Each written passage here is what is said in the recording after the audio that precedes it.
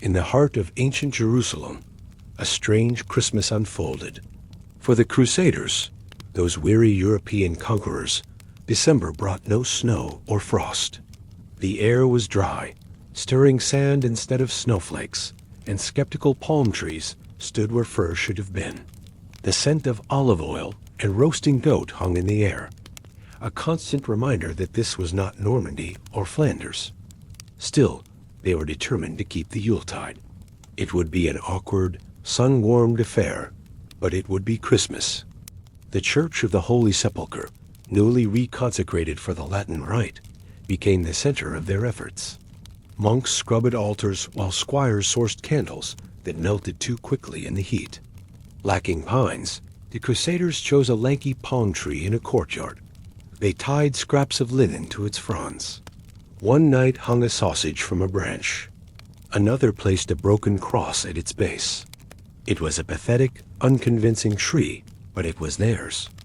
The feast was another challenge. Local markets offered dates, sour wine, goat meat, and flatbread, a poor substitute for the glazed hams and puddings of home. A stew of lentils and dried onions tasted of regret. Yet, a festive spirit flickered in the sharing. A polished stone from the Jordan River was given as a gift. A priest handed out tiny, dubious relics. Their caroling was even less successful.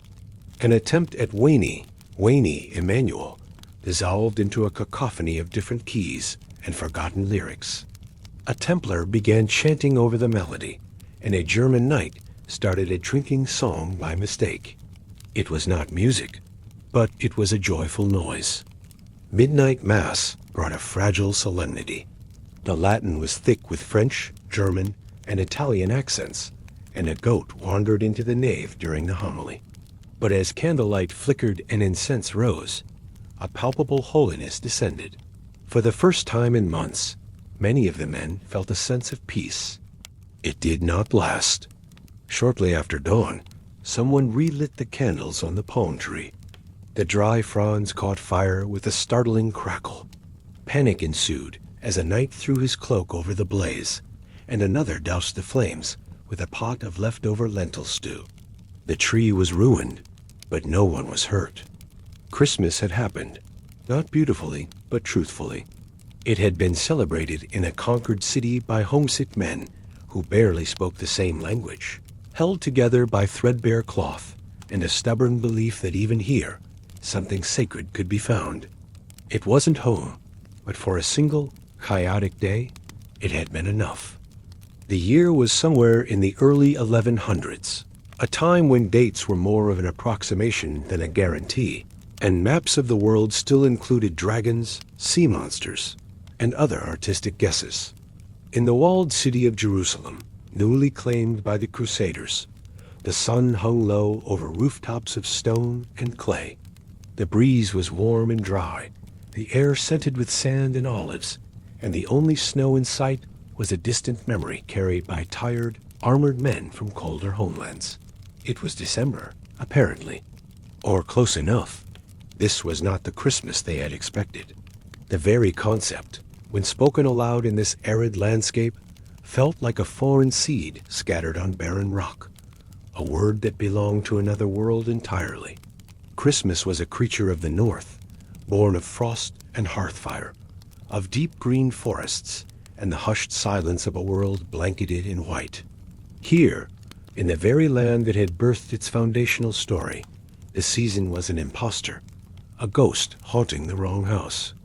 These Crusaders, Franks, Normans, Germans, a few confused Englishmen, and at least one Italian pretending to be French, had arrived in the Holy City as conquerors and pilgrims. Their arrival had been a storm of iron and faith, a brutal whirlwind that had scoured the ancient streets with a fervor that left them as much in awe as in horror of their own capabilities. Just over a year had passed since they took Jerusalem by sword and prayer, and now, with the blood mostly scrubbed off the flagstones and some semblance of order stitched together by Latin clergy and armored bureaucracy, they turned their thoughts toward a different kind of conquest, recreating Christmas in a land that neither understood it nor particularly cared to. The raw, visceral triumph of victory had begun to fade, replaced by the slow, grinding reality of occupation and annoying ache of profound homesickness. The attempt began with confidence born of arrogance and desperation, a belief that their will alone could reshape the very climate and culture around them. In Europe, Christmas was a chilly affair, full of frostbitten toes, roasted boar, ale, and song. It was a season defined by its sensory richness, the sharp, clean scent of pine, the smoky aroma of a roasting hog, and the hearty bitterness of dark ale. There were stone churches lit by candles, sermons read in Latin by half-drunk abbots, and quiet fields blanketed in snow, a silence that seemed a holy thing in itself. In Jerusalem, by contrast, there were palm trees, dust, and goats that stole food with alarming boldness. The Holy Land was, in many ways, where Christmas had begun, but this profound and maddening irony was lost in the fact that it looked nothing like home. Still, the Crusaders tried, driven by a collective, unspoken need to reclaim something of themselves. Someone no one would admit who suggested decorating a palm tree. The suggestion likely emerged from a moment of weary brainstorming, a desperate grasp for some semblance of normalcy. It stood awkwardly near the steps of the Church of the Holy Sepulchre, looking nothing like a pine and everything like a windswept broom, its trunk skinny and scarred, its fronds drooping. With no garlands to spare, the men used whatever they could find. Strips of linen torn from old tunics, faded sashes whose colors were bleached by the sun, and one unfortunate monk's spare leather belt, cinched around the trunk like a strange corset. Candles were tied to its branches with string, a clear and present danger that everyone chose to ignore. Dates hung from it like sad ornaments, attracting flies and adding to the general sense of defeated improvisation. It was a tree, technically, but festive only in the loosest sense of the word, a monument to their homesickness. Inside the church, preparations for midnight mass were underway. The air within the cavernous space was thick with the scent of old stone, melted wax, and the lingering fragrance of exotic incense from rites other than their own. The Church of the Holy Sepulchre, freshly repurposed for the Latin rite, was still littered with half-repaired altars and mismatched candles. Latin monks moved with anxious precision, chanting under their breath and attempting to hide their unfamiliarity with both the building and the climate. The thurible the metal censer used to burn incense was overfilled in a zealous attempt to purify the space. Smoke poured from it like fog rolling off a battlefield, thick and fragrant, blurring the mosaics and setting off coughs among the choir boys. The chaos of faith was well underway. As the bell rope had tangled, candles refused to stay lit in the subtle drafts, and a clumsy knight accidentally stepped on and broke a relic. Outside, things were no calmer. A makeshift kitchen had been erected near the church courtyard, where the cooks were attempting to produce something resembling a Christmas feast. This was difficult, as the very foundation of a European celebratory meal was absent. There were no pigs for roasting, no apples for stuffing, and no honey-glazed anything. The sweet and savory combinations that defined their holiday cuisine were impossible. Instead, they had goat, a lean, sinewy creature whose meat they knew would be tough and gamey. Their larder also contained flatbread, wild herbs with pungent and unfamiliar flavors, a small sack of lentils, and dates. Always dates.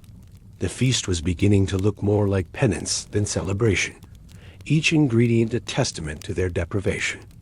Morale was low. The Crusaders were far from home, in a land that often felt more like exile than victory. They were a Christian island in a vast Muslim sea, their presence precarious.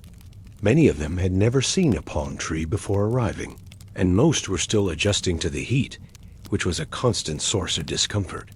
The few who tried to wear traditional winter garments for nostalgia's sake were now sweating profusely beneath wool cloaks, silently regretting every life choice that had led them to this point.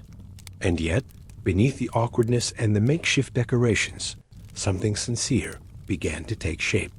It was a fragile thing, born not of success, but of shared failure. The stripping away of their familiar traditions had left them with nothing but each other and the raw, unadorned core of their faith. The monks, once overwhelmed by the building's enormity, began to find their rhythm. As the hour of midnight approached, a hush fell over the assembled knights and soldiers, and the Latin Mass echoed with a solemnity that managed to cut through the chaos. Knights, who had once stood on these very stones with bloodied swords, now knelt with bowed heads and clasped hands, their armor creaking softly in reverence. The sermon, delivered by a monk with a voice like cracked parchment, touched on familiar themes: the long journey of the Holy Family, the miracle of birth, and the hope that could rise from ruin. The Crusaders, many of them battered, homesick, and haunted by the things they had done, listened intently. They were men who understood the hardship of a long journey, and the story of Mary and Joseph was no longer a distant fable, but a mirror of their own experience. Afterward, they shared their humble feast. They gathered in small groups around the fires in the courtyard, and as they began to eat, a transformation occurred. The act of sharing food began to thaw the frost of their low morale. The goat was stringy and the bread was flat, but it was hot food that filled their bellies. The sheer inadequacy of the feast became a source of humor, and they laughed more freely than they had in months. A knight produced a dried sausage he'd hidden beneath his helmet, a smuggled taste of home that he shared like a sacrament. Another handed out pebbles from the River Jordan as Christmas gifts. In the midst of the forced merriment, a few of the older soldiers wept quietly, overcome by a wave of longing for the families they might never see again. A song began hesitant at first, then louder. A monk started a simple Latin hymn, his voice fragile in the open air. A few other clerics and knights joined in, their collective memory piecing the ancient song together. The rest of the soldiers hummed or mumbled along, adding a low, resonant drone that gave the hymn a powerful, earthy foundation. Then the tree caught fire. The inevitable had happened. A candle tipped over, and its flame greedily kissed a tinder-dry palm frond. For a moment, the pathetic tree was transformed into a glorious blazing torch. A scramble ensued.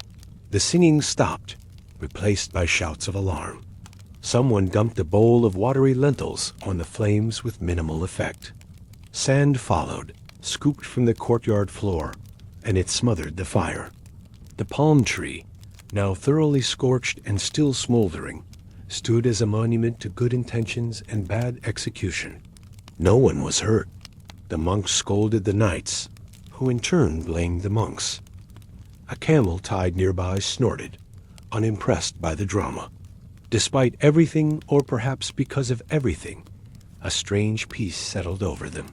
The absurdity of their situation was now laid bare. They looked from the scorched tree to the mismatched feast, and the anger dissipated, replaced by a weary shared amusement. The Mass had been said, the food had been shared. It was not the Christmas of their childhoods, but it was Christmas nonetheless. In the cool silence that followed, the Crusaders drifted off in small groups, some finding shelter in the chapels, others curling beneath cloaks in the courtyards. The stars overhead offered more light than the candles had ever managed. There were no sleigh bells, no snowfall, no firelit hearths. But there was something deeply human in the way they had gathered, sung, ate, and watched the sky, still searching for something greater than themselves, in a land that promised miracles and delivered mostly dust. Somewhere far to the north, their families gathered for their own Christmases, warmer and more traditional, but not necessarily more sacred. Here in Jerusalem, amid ruins and relics, goat bones and holy smoke, a foreign Christmas had come and gone. It was clumsy, it was hot, it was half-burnt, but it was real. And in the long annals of history, that may have been enough. The Crusaders, when they first set foot in the Holy Land, expected many things: glory, salvation, possibly treasure, almost certainly death. They had steeled themselves for the clash of swords. the hardships of the march, and the terror of facing an unknown enemy. What they did not expect, what no amount of prayer or preparation could have readied them for, was a December that felt like June, a Christmas without a single flake of snow, and a landscape so dry it crackled when you blinked. Their entire conception of the world, ordered by seasons and sanctified by familiar weather, had been upended. The holiest time of their year had arrived in a climate that felt profoundly, spiritually wrong. Jerusalem, as it turned out, was not Lapland. This fact, simple and obvious, became a source of deep and constant disorientation. The sun, even in winter, did not take holidays. It was not the weak, watery sun of a northern European winter, a pale disk that skimmed the horizon before surrendering to long hours of twilight. This sun beamed down gently but persistently, like an inattentive landlord who checks in just enough to make you uncomfortable. Its warmth was not a comfort, but a relentless presence, baking the very air they breathed. The earth was rendered in pale hues of sand and stone, colors of thirst and austerity, a world drained of the deep greens and rich, dark soil of home. Even the breeze, which might have offered a hint of northern chill, merely carried more dust, a fine powder that coated their tongues and settled in the folds of their cloaks. There were no snowdrifts to muffle the world in a sacred quiet, no frozen puddles to shatter satisfyingly under an armored boot, no icicles clinging to eaves like daggers of glass. The only frost was a rumor, a half-forgotten word from another language, and the only sleighs belonged to distant memories of childhood. For men who had grown up in the wooded hills of Burgundy, the dark forests of Saxony, or the icy reaches of Denmark, the Holy Land in December felt not like a miracle, but like a well-staged misunderstanding. Their faith had brought them to the geographical heart of their story, but their bodies and souls remained tethered to a different reality, one defined by the struggle against the cold, not the heat. The city itself did little to reassure them. Jerusalem was ancient, heavy with a silence and a weight of stories that predated their entire civilization.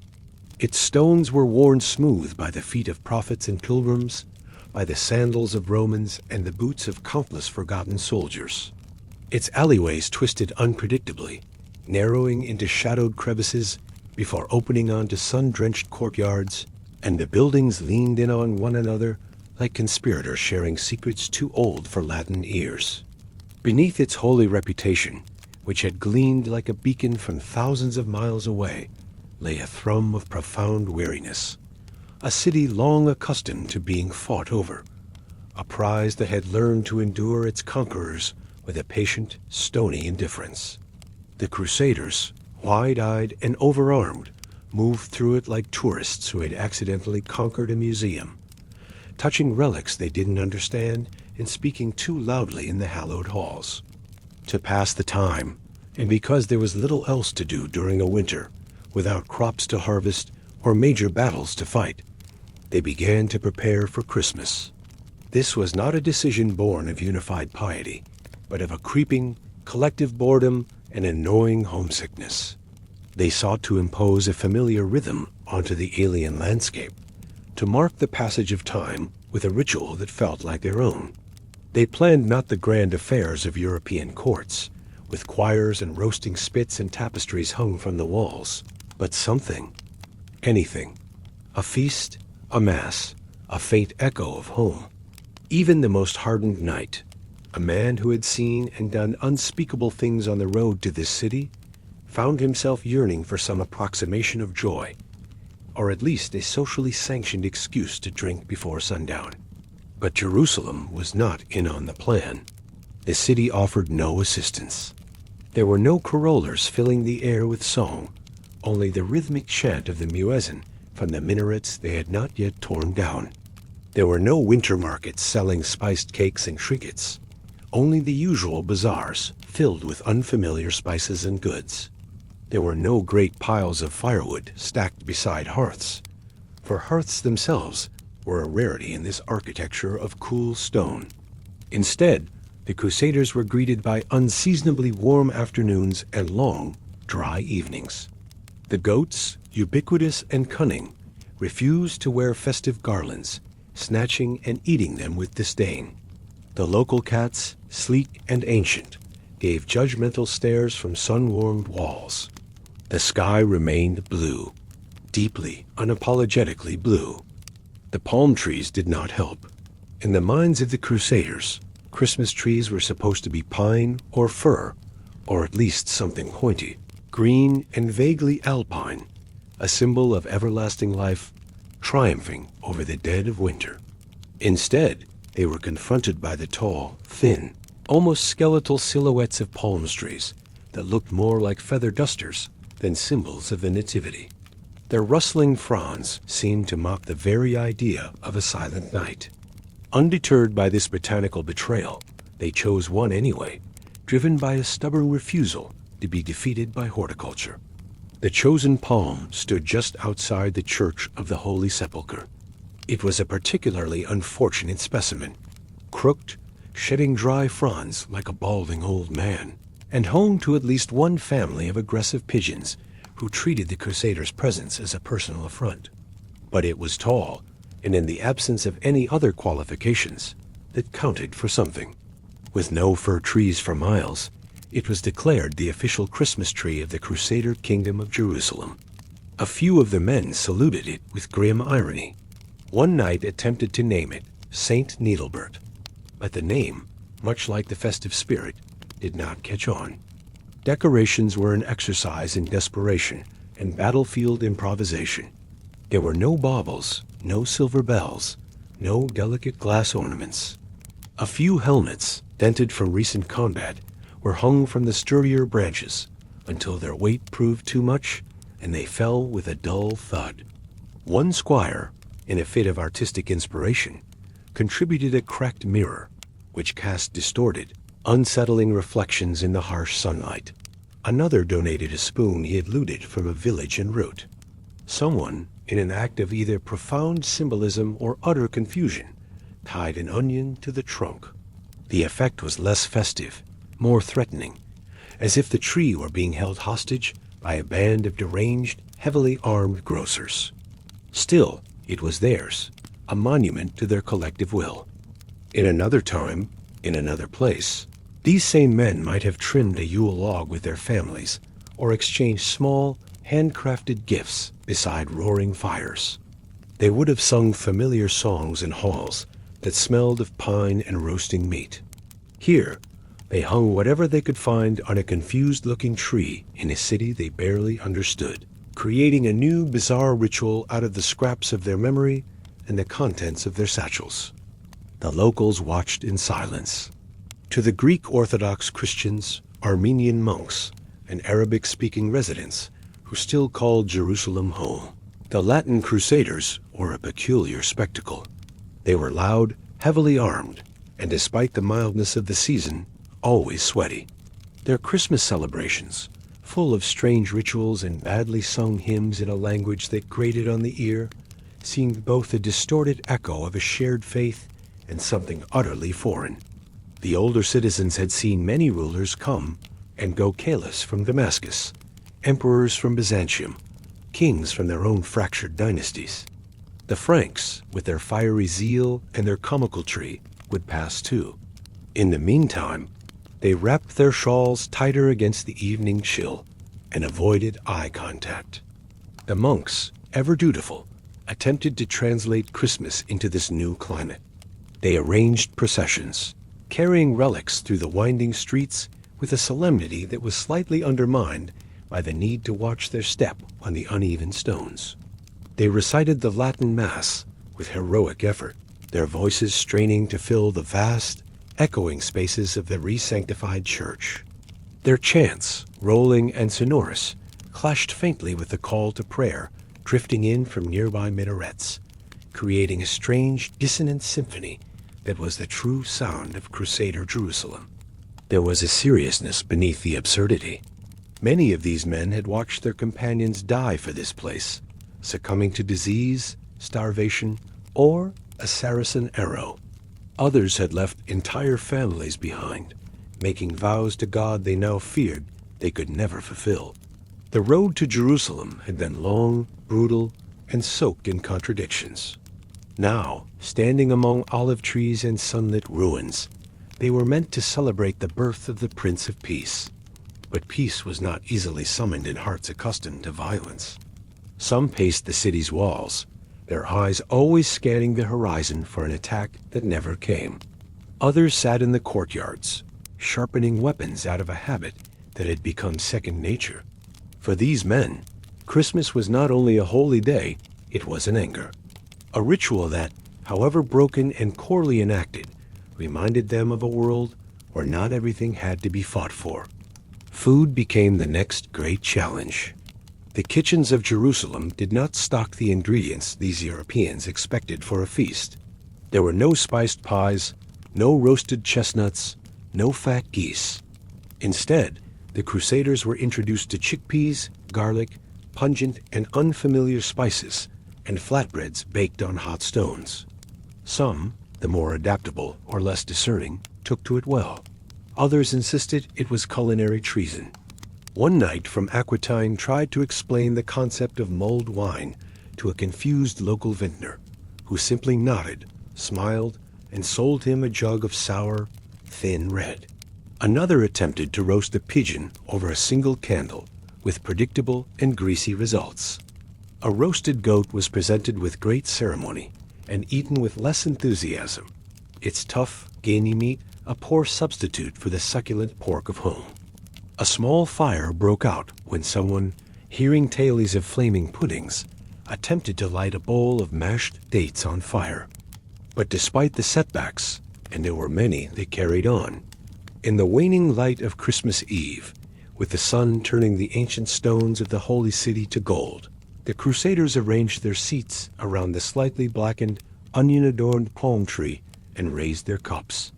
Some sang, their voices rough and out of tune, but filled with a raw, desperate emotion. Some wept, the memories of lost homes and comrades finally breaking through their hardened exteriors. A few, exhausted beyond words, simply stared at the sky, watching the stars begin to appear in the deepening twilight. There were no fireworks, no parades, but as the first star, impossibly bright in the clear, dry air, rose over the rooftops of the ancient city, even the most cynical among them felt a flicker of something ancient and profound. It was not Lapland. It was not home, but it was Christmas. And in the silence that fell between the last off-key hymn and the distant braying of camels, the Crusaders of Jerusalem remembered, however briefly, why they had come. By the time the Crusaders celebrated their first Christmas in Jerusalem, the city was still recovering from the events of the previous summer. The memory was not a distant echo, but a raw, open wound. In the blistering heat of July of 1099, the army of the First Crusade, a polyglot force of Franks, Normans, and Lorrainers, had finally breached Jerusalem's formidable northern walls after a brutal 5-week siege. The taking of the city had been nothing short of apocalyptic, a maelstrom of violence and fervent prayer that saw thousands of its Muslim and Jewish defenders and inhabitants slaughtered in the streets, in their homes, and in the very mosques and synagogues where they sought refuge. By the standards of the Crusaders, who saw it as God's own judgment delivered by their swords, it was a triumph beyond imagining. By the standards of everyone else, and indeed by any measure of shared humanity, it was a catastrophe of the highest order. Now, only 5 months later, a strange silence had descended upon the holy city, but it was not the silence of peace. It was the hollow quiet of a place, emptied of its familiar sounds, the silence of absence. The blood, which had reportedly run ankle-deep in the precincts of the Temple Mount, had been scrubbed from the stone streets by captives and low-ranking soldiers, but the memory lingered like a phantom stain. A determined effort had been made to wash away the evidence of the massacre, yet the faint, coppery scent of iron seemed to rise from the grout lines on humid evenings, and the city's many cisterns held water that was still regarded with suspicion. The ancient walls had been hastily repaired in the places where their own siege engines had inflicted damage, the rubble cleared, and the stones reset. The gates, once barred against them, now stood tall and open to Christian pilgrims, guarded by men with fair hair and unfamiliar accents. Jerusalem had changed hands.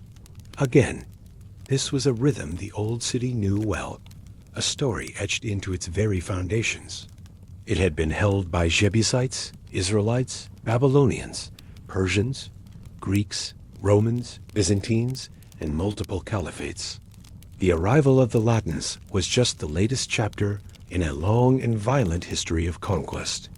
Latin priests, arriving in the wake of the army, had swiftly and systematically replaced the Eastern clergy, who had served the city's Christian communities for centuries. Frankish knights, their mail shirts still bearing the dings and scratches of the campaign, patrolled roads and alleyways that had, not long ago, been watched by turbaned Fatimid soldiers from the garrison in the Tower of David. The banners of European nobles now fluttered from ramparts that had flown the standard of the Caliph of Egypt. The Crusaders had come chasing a confusing amalgam of motivations. Some sought salvation, believing the armed pilgrimage was a penance that would guarantee their place in heaven. Many sought pilgrimage in its purest form, to walk where Christ had walked and pray at his tomb. For others, it was about vengeance for perceived wrongs against Christendom. For the landless younger sons of the European aristocracy, it was a straightforward quest for land and title. They had made their arduous way across the breadth of Europe and the hostile expanse of Asia Minor, surviving the desiccating heat of Anatolian deserts and navigating the treacherous currents of Byzantine half-promises. They had finally arrived at the gates of the holy city, sunburnt, half-starved, gaunt with disease, but utterly, fanatically determined. What they found was not the glorious golden city of Scripture, a heavenly metropolis descending from the clouds. The reality was a tired, ancient labyrinth of stone sacred, yes, in a way that made the hair on their arms stand up, but also deeply, wearyingly human. It was a city of cracked cisterns, stubborn goats, and narrow streets that smelled of dust and dung. And now, with the city firmly under their control, they were faced with a challenge for which their martial training had not prepared them. They had to govern it. This was a task far easier imagined in a council tent in Antioch than executed in the fractured reality of Jerusalem. The Crusaders had expected to take the city, and then, well, no one was entirely sure. The more apocalyptic-minded among them thought the heavens might part and the Last Judgment would commence. Others assumed they would be hailed as heroes, perhaps be granted a triumphant journey home laden with relics and riches. Instead, they were left with the grinding, mundane, and profoundly complex administrative burden of a multi-ethnic, multi-faith city that most of them had never even seen on a map before setting out. It was one thing to conquer a city. It was another thing entirely to manage its sanitation, its water supply, and its perpetually simmering religious disputes. The newly established kingdom of Jerusalem was, at this stage, more of a suggestion than a reality. It was a fragile political entity, an island of Latin Christendom in a vast sea of Islam.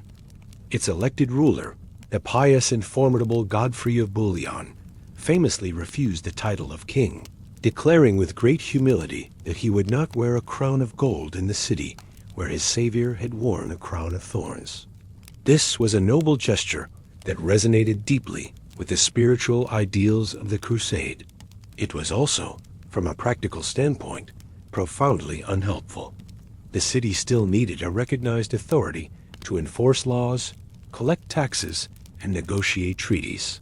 Governance still had to happen, whether the governor called himself a king or merely the defender of the Holy Sepulchre. The city's infrastructure was fragile, pushed to the breaking point by the recent siege. Wells had been damaged or deliberately poisoned by the retreating defenders. Storehouses that had once held grain and oil were almost entirely empty, stripped bare to feed the Fatimid garrison, and then looted in the chaotic aftermath of the city's fall. The native Christian population, a diverse community of Greek Orthodox, Armenian, Syriac, and Coptic Christians, viewed their Latin co-religionist conquerors with a wary caution born of centuries of experience with new masters. They had hoped for liberation, but the blunt, arrogant Franks seemed to regard their ancient rites and traditions with suspicion, if not outright contempt. Muslim and Jewish residents, who had survived the initial, indiscriminate slaughter of the siege, had mostly fled into the surrounding countryside or been killed in the days that followed. Those few who remained lived on the margins, stripped of their property and status, moving through the city of their birth like ghosts, their existence tolerated only as long as they remained silent and invisible. The vibrant cosmopolitan city that had existed for centuries was gone, replaced by a nervous, half-empty shell. And then there were the pilgrims. They were the other side of the Crusader coin, the unarmed faithful who followed in the wake of the armed victors. Thousands of them, now trickling in through the Jaffa Gate in dusty, hopeful caravans, their feet blistered and their eyes wide with a mixture of awe and exhaustion. They came dreaming of holy visions, of miraculous healings, of the chance to touch a piece of the true cross or gather pebbles from the ground of Calvary. They asked to be shown the exact location of the crucifixion, the tomb, the stable, the upper room, the ladder, the sponge, the pillar of flagellation, and anything else they'd heard a village priest mention in a sermon once. Most were harmless and genuinely devout. Many were hopelessly lost and confused. Some were dangerously delusional, convinced they were prophets or saints, creating minor disturbances in sacred spaces. The Crusaders, now acting as a de facto police force and tourist board, did their best to accommodate them. They posted guards at the major holy sites to manage the crowds and prevent the over-pious from chipping off pieces of shrines for souvenirs. They attempted to translate signs, a task that resulted in Latin inscriptions of dubious grammar being painted over elegant Greek and Arabic script. They guided the faithful from the Church of the Holy Sepulchre to the Mount of Olives, their faces set in masks of bored duty, their minds already wandering to thoughts of their next meal or the state of their armor. Christmas, in this tense and chaotic context, became something more than a religious feast. It was a political statement. It was a test of the new regime's competence, a challenge to prove that this nascent Latin kingdom could bring order, reverence, and a distinctly Western brand of piety to a city perpetually on the edge of unraveling. For many of the homesick soldiers and settlers, it was also a desperate attempt to impose a familiar rhythm onto unfamiliar soil, a way to mark the turning of a year in a land where the seasons refused to behave as they should. The Latin priests, now installed in Jerusalem's most sacred spaces, began the monumental task of reorganizing them in the Western model. The Church of the Holy Sepulchre, which for centuries had been a carefully shared space between different Eastern rites under the general authority of the Greek Orthodox Patriarchate, was now firmly and exclusively under Latin control. This was not a subtle transition. Altars were moved to face west. The ornate iconostases that shielded the sanctuaries in Eastern tradition were, in some cases, removed to create the open sightlines preferred by the Roman Rite. Processions were rewritten, their ancient choreographies replaced with new Latin roots and rituals. Crates of incense, with the familiar scents used in the great churches of Europe, were imported to replace the more exotic resins favored by the Eastern churches. A great, concerted effort was made to Latinize the Sacred Heart of Christendom. Not everyone was pleased. Tensions simmered between the Latin newcomers and the established Eastern Christian communities. Language barriers caused daily confusion and frequent offense.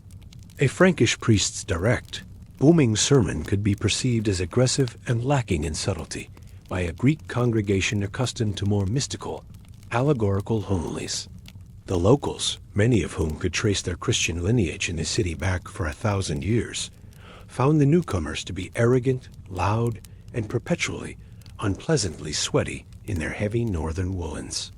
The Crusaders, in turn, having been taught to see the world in stark contrasts of believer and infidel, viewed the locals' long history of coexistence with their Muslim neighbors as suspiciously tolerant and therefore theologically suspect. And yet, Christmas approached. It arrived not with the gentle fall of snow or the singing of carols through frosted lanes, but with the headache of logistics. The great churches, neglected and damaged during the siege, needed to be thoroughly cleaned. Thousands of beeswax candles had to be sourced, a significant challenge when local production had been disrupted by war. Most contentiously, the clergy needed to agree on the correct date for the celebration. No small feat in a city where the Julian, Gregorian, and various complex ecclesiastical calendars collided like ox carts in a crowded marketplace. After much debate and consultation of astronomical charts, December 25th was agreed upon by the Latin authorities. The Greek and Armenian communities would quietly mark their own celebrations on a different day. With the date set, preparations moved forward. Latin banners, bearing the crosses and crests of the Crusader leaders, were hung from scorched beams inside the sepulchre. Scribes, their fingers stiff with cold in the unheated scriptoriums, copied out sermons for the bishops and abbots. Choirs, composed largely of rough-voiced soldiers who had shown some aptitude for melody, rehearsed under the direction of exhausted monks who were just trying to keep everyone in something approximating the same key. The sound was more enthusiastic than beautiful. Outside the church walls, the city murmured with its own life. The markets in the Christian quarter stayed open, selling flatbread, olives, and sour wine. Pilgrims clustered in the courtyards, their dialects from Picardy, Tuscany, and Flanders mingling in the air. The occasional Arab horseman, likely a scout for the Fatimid forces regrouping in Egypt, was spotted on the hills beyond the Kedron Valley, a silent reminder that their victory was not secure. The Crusaders kept their swords and daggers close, even as they strung garlands of olive branches and attempted to construct some version of holiday joy.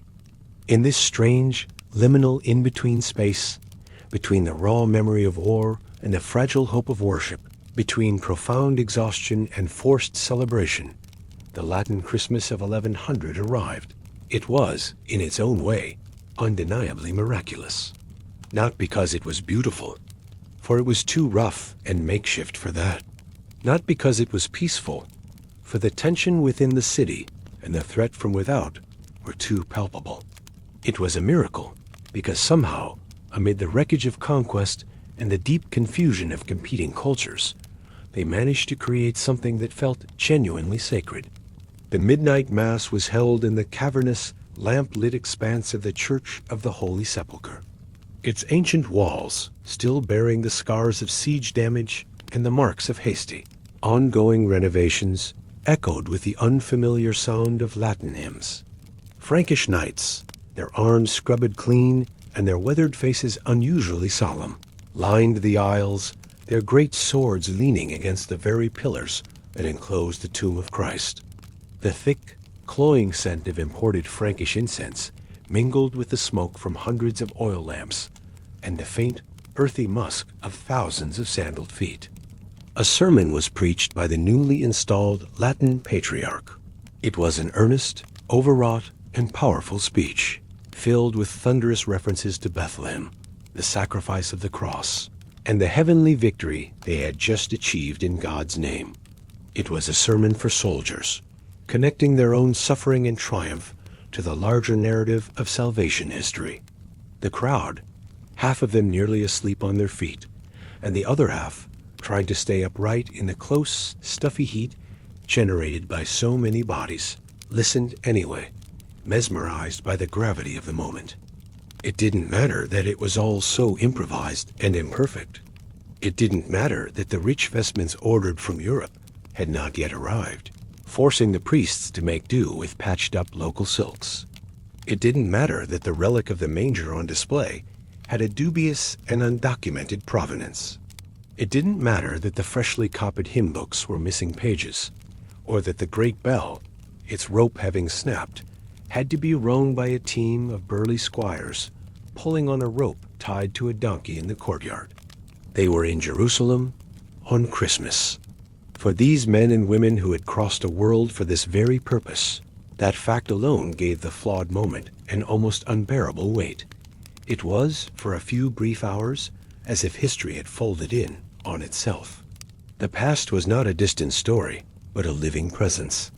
A new kingdom, their kingdom, was rising from the ashes of the old. A new liturgy, their liturgy, resounded in the oldest and most sacred chambers of their faith. And in the hearts of these tired, displaced, and often brutal soldiers, the familiar story of Christ's birth took on powerful new dimensions.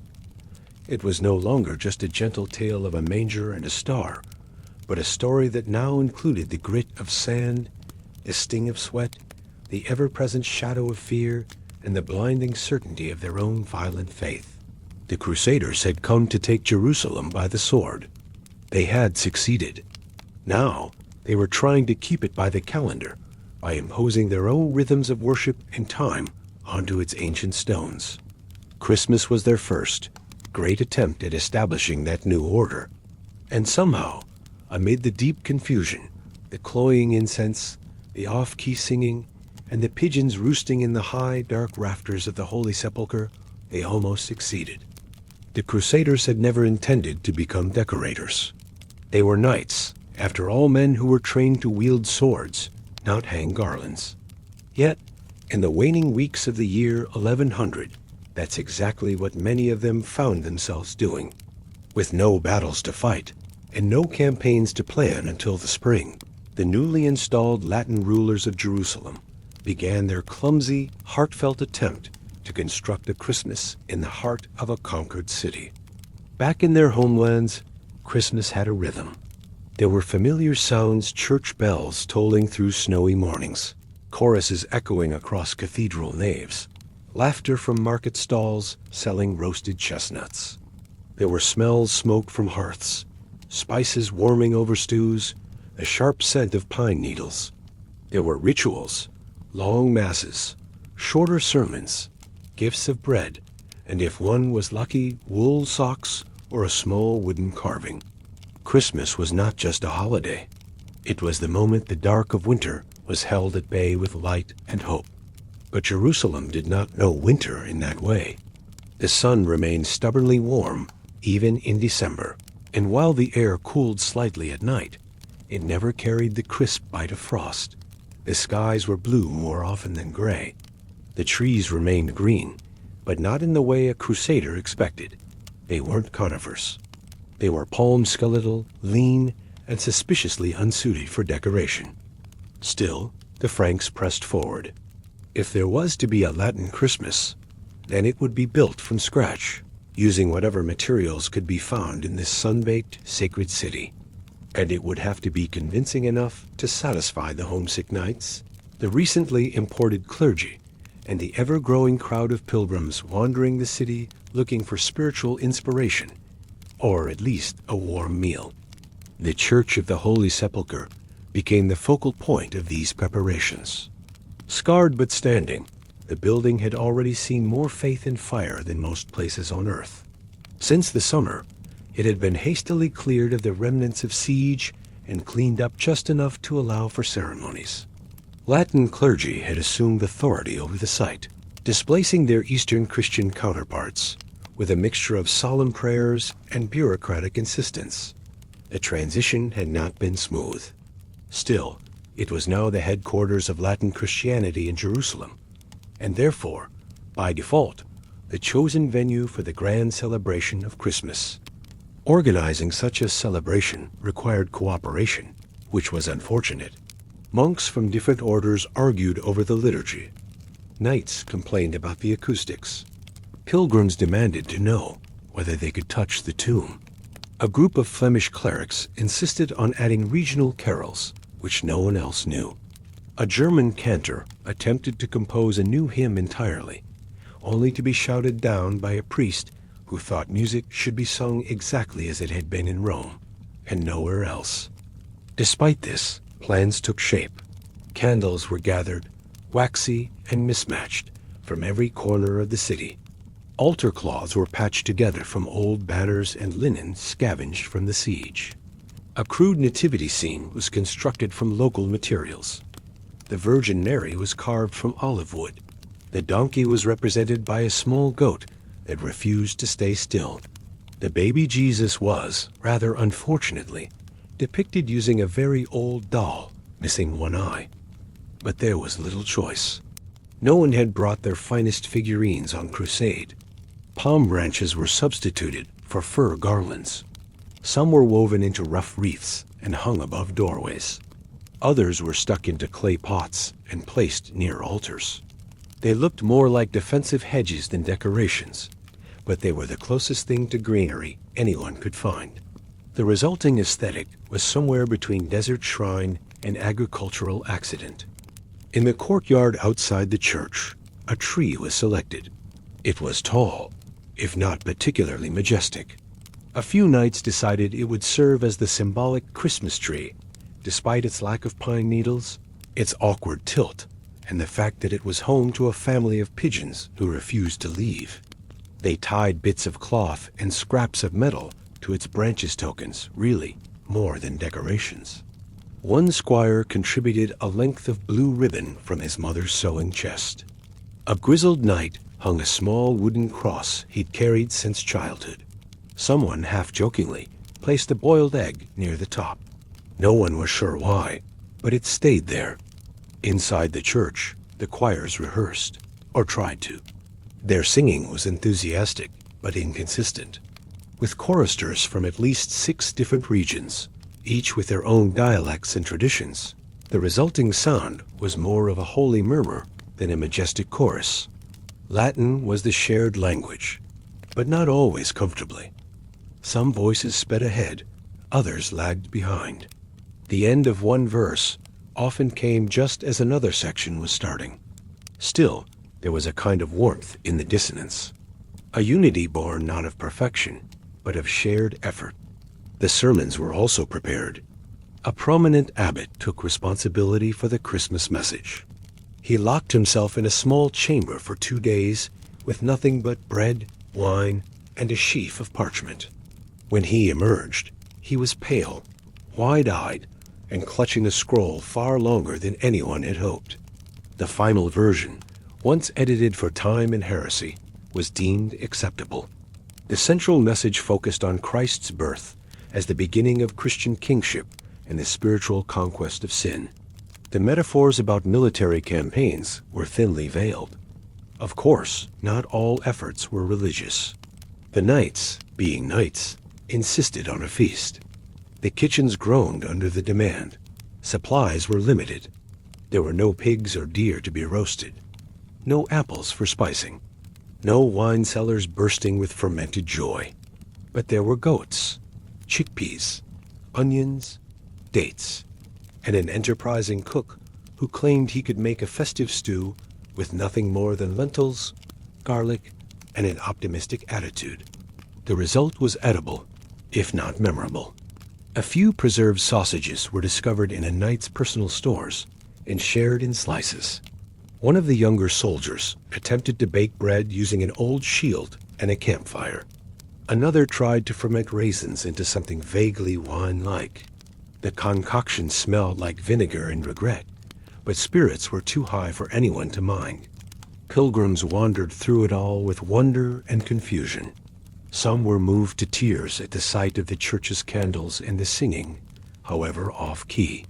Others seemed more concerned with elbowing their way to holy sites, hoping to touch a rock or scoop up some dirt to bring home. Vendors sold trinkets just outside the church walls. Bits of cloth they claimed were from the true cross, splinters supposedly from the manger, and vials of oil that probably came from someone's cooking pot. As the sun dipped low on Christmas Eve, the city fell into a kind of reverent anticipation. Not silent, exactly, but hushed. The buzz of preparation gave way to the quiet flicker of lanterns and the slow gathering of the faithful. Latin knights, scrubbed and somber, stood watch outside the church. Monks filed in wearing robes they had patched a dozen times. Pilgrims pressed closer to the gates, waiting for a glimpse of the ceremony. Somewhere in the shadows, cats meowed. Camels shifted their weight. and high above, the sky turned the color of ash and amber. The Christmas Mass began as all sacred things do, not with grandeur, but with humility. The first notes of chant rose hesitantly, then grew stronger. The clergy, bearing candles and icons, processed through the aisles. Incense swirled in the air, mixing with the smell of sweat, oil, and dust. The words of the liturgy echoed off the stone walls, words spoken in a city where, 1,000 years before, a child had been born in a borrowed room just down the hill. There was something deeply strange, almost surreal, about hearing Latin hymns sung in a place already soaked with so many centuries of prayer. The Crusaders had come to this land to reclaim it, to restore it to the West. Yet, standing inside the Church of the Holy Sepulchre, many must have felt the humbling weight of just how new they were here. The stones beneath their feet had been old when Charlemagne was crowned. Every corner of the city whispered with memories that didn't belong to them. And yet, here they were, singing, praying, sweating through wool cloaks in a Middle Eastern December, clinging to the rituals of a homeland now impossibly far away. The Christmas they built was not grand, it was not elegant, but it was theirs. In the end, that may have been enough. The problem of the Christmas tree arose sooner than expected, and in typical Crusader fashion, it caused far more debate, consternation, and theological hand-wringing than it should have. The foundational trouble was not that any of the assembled Franks, Normans, or Germans genuinely expected to find a noble pine or a fragrant fir tree growing on the sun-baked hills surrounding Jerusalem.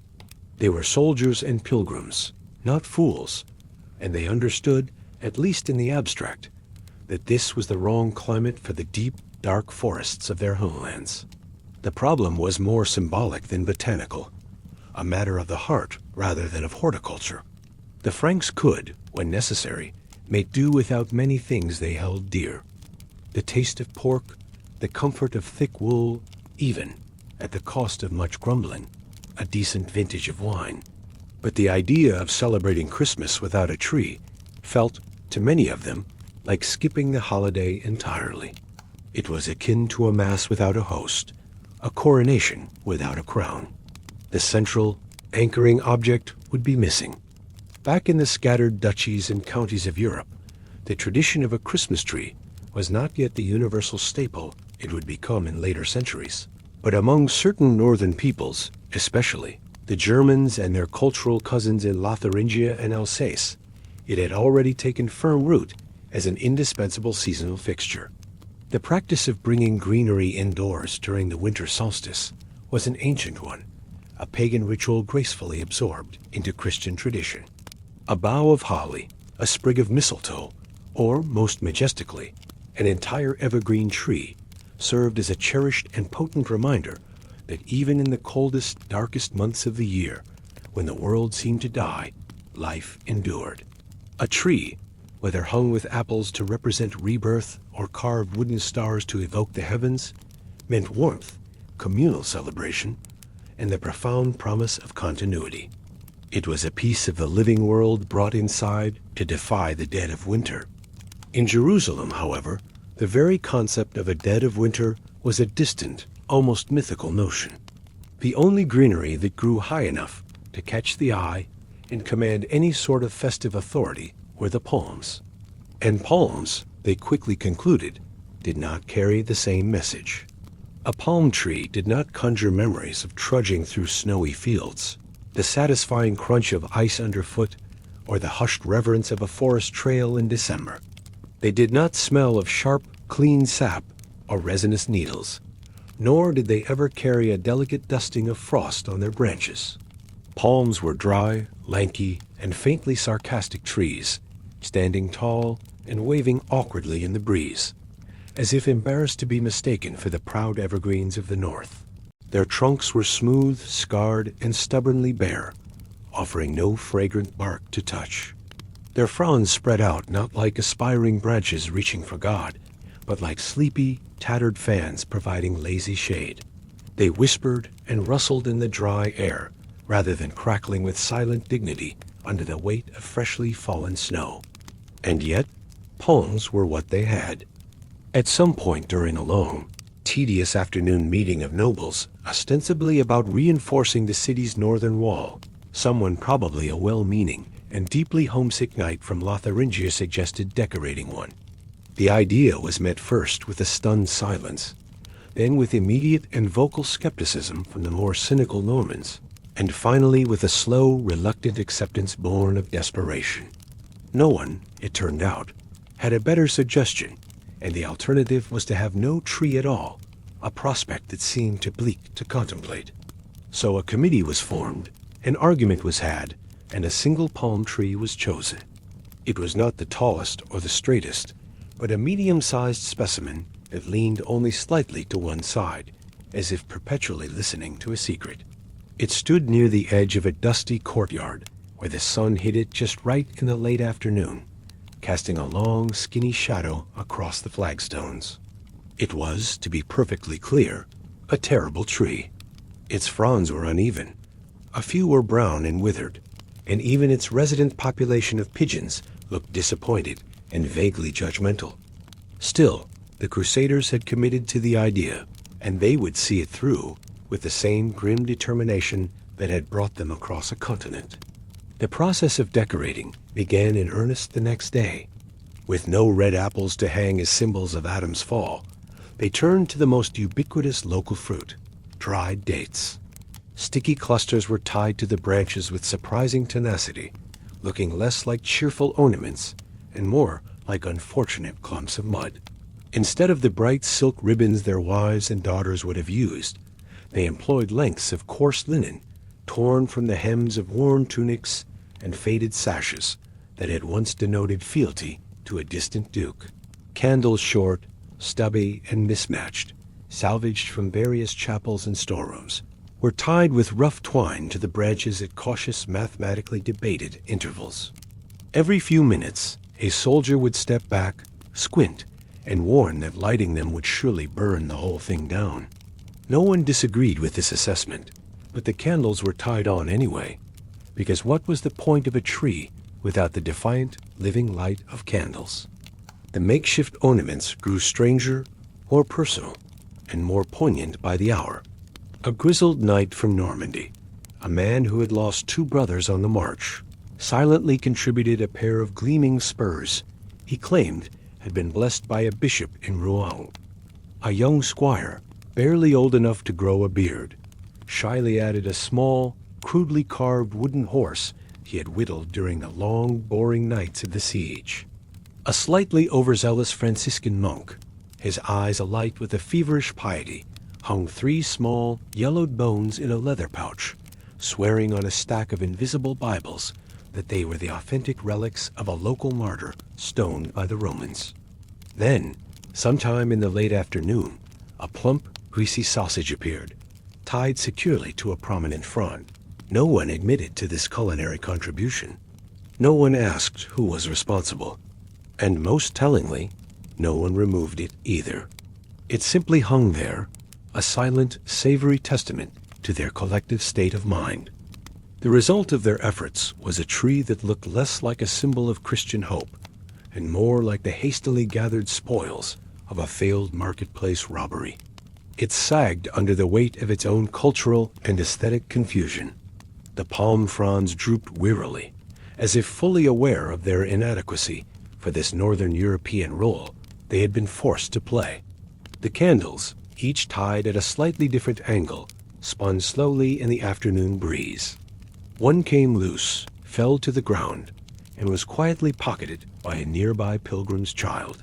Still, despite the mismatched appearance, the questionable structural integrity, and the occasional strafing run from the resident pigeons, the Crusaders stood back and admired their work with something that resembled, against all odds, genuine pride. They were trying, and in their current state of exhaustion and exile, that counted for something. Each ornament, in its own way, told a small, sad story. Each contribution, however bizarre, was a piece of home, a tangible fragment of a life left behind, now brought into exile. The spurs spoke of chivalry and lost comrades. The wooden horse whispered of childhood and innocence. The bones represented a desperate search for sanctity in a violent land. The sausage, perhaps, spoke only of hunger. For many of the men, this was the first Christmas they had ever spent away from their families, away from the rolling green hills, the dark forests, and the cold stone chapels of Europe. The palm tree, as odd and pathetic as it was, gave them something to gather around. It provided a focal point for their scattered, anxious energies. It was something to claim as their very own creation in this city that still felt so alien. They tried to sing around it, briefly. A half-remembered Latin hymn, one they had all sung since childhood, echoed through the courtyard for a verse or two, before collapsing into a tangle of forgotten lyrics and awkward silence. Someone clapped tentatively. Someone else coughed loudly to cover the quiet. A few knights, suddenly embarrassed, pretended to be intensely busy inspecting the hilts of their swords. Eventually, the aborted attempt at caroling gave way to quiet murmuring and distracted foot shuffling, a mode of expression that seemed far more appropriate for the setting and their collective mood. The local residents of Jerusalem, those who had survived the conquest, watched the proceedings with a mixture of curiosity, contempt, and amused detachment.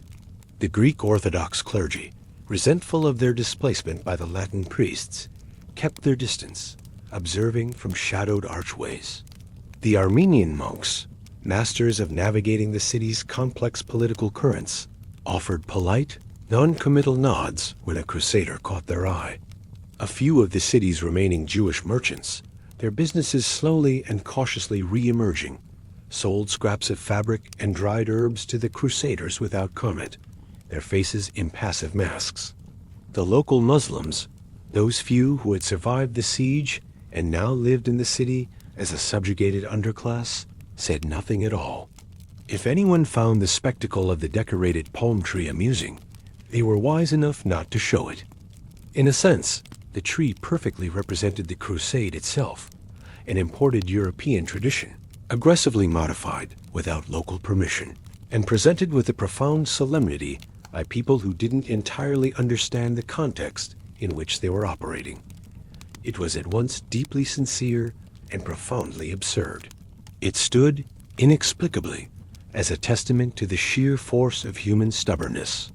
Even in a city choked with the lingering tension of war and the heavy weight of personal and collective fatigue, the primordial urge to decorate a tree, to mark the year's turning with light and ritual, remained irresistible. The children of the Crusaders, those few who had made the arduous journey or had been born along the way, found a pure, uncomplicated delight in the strange palm.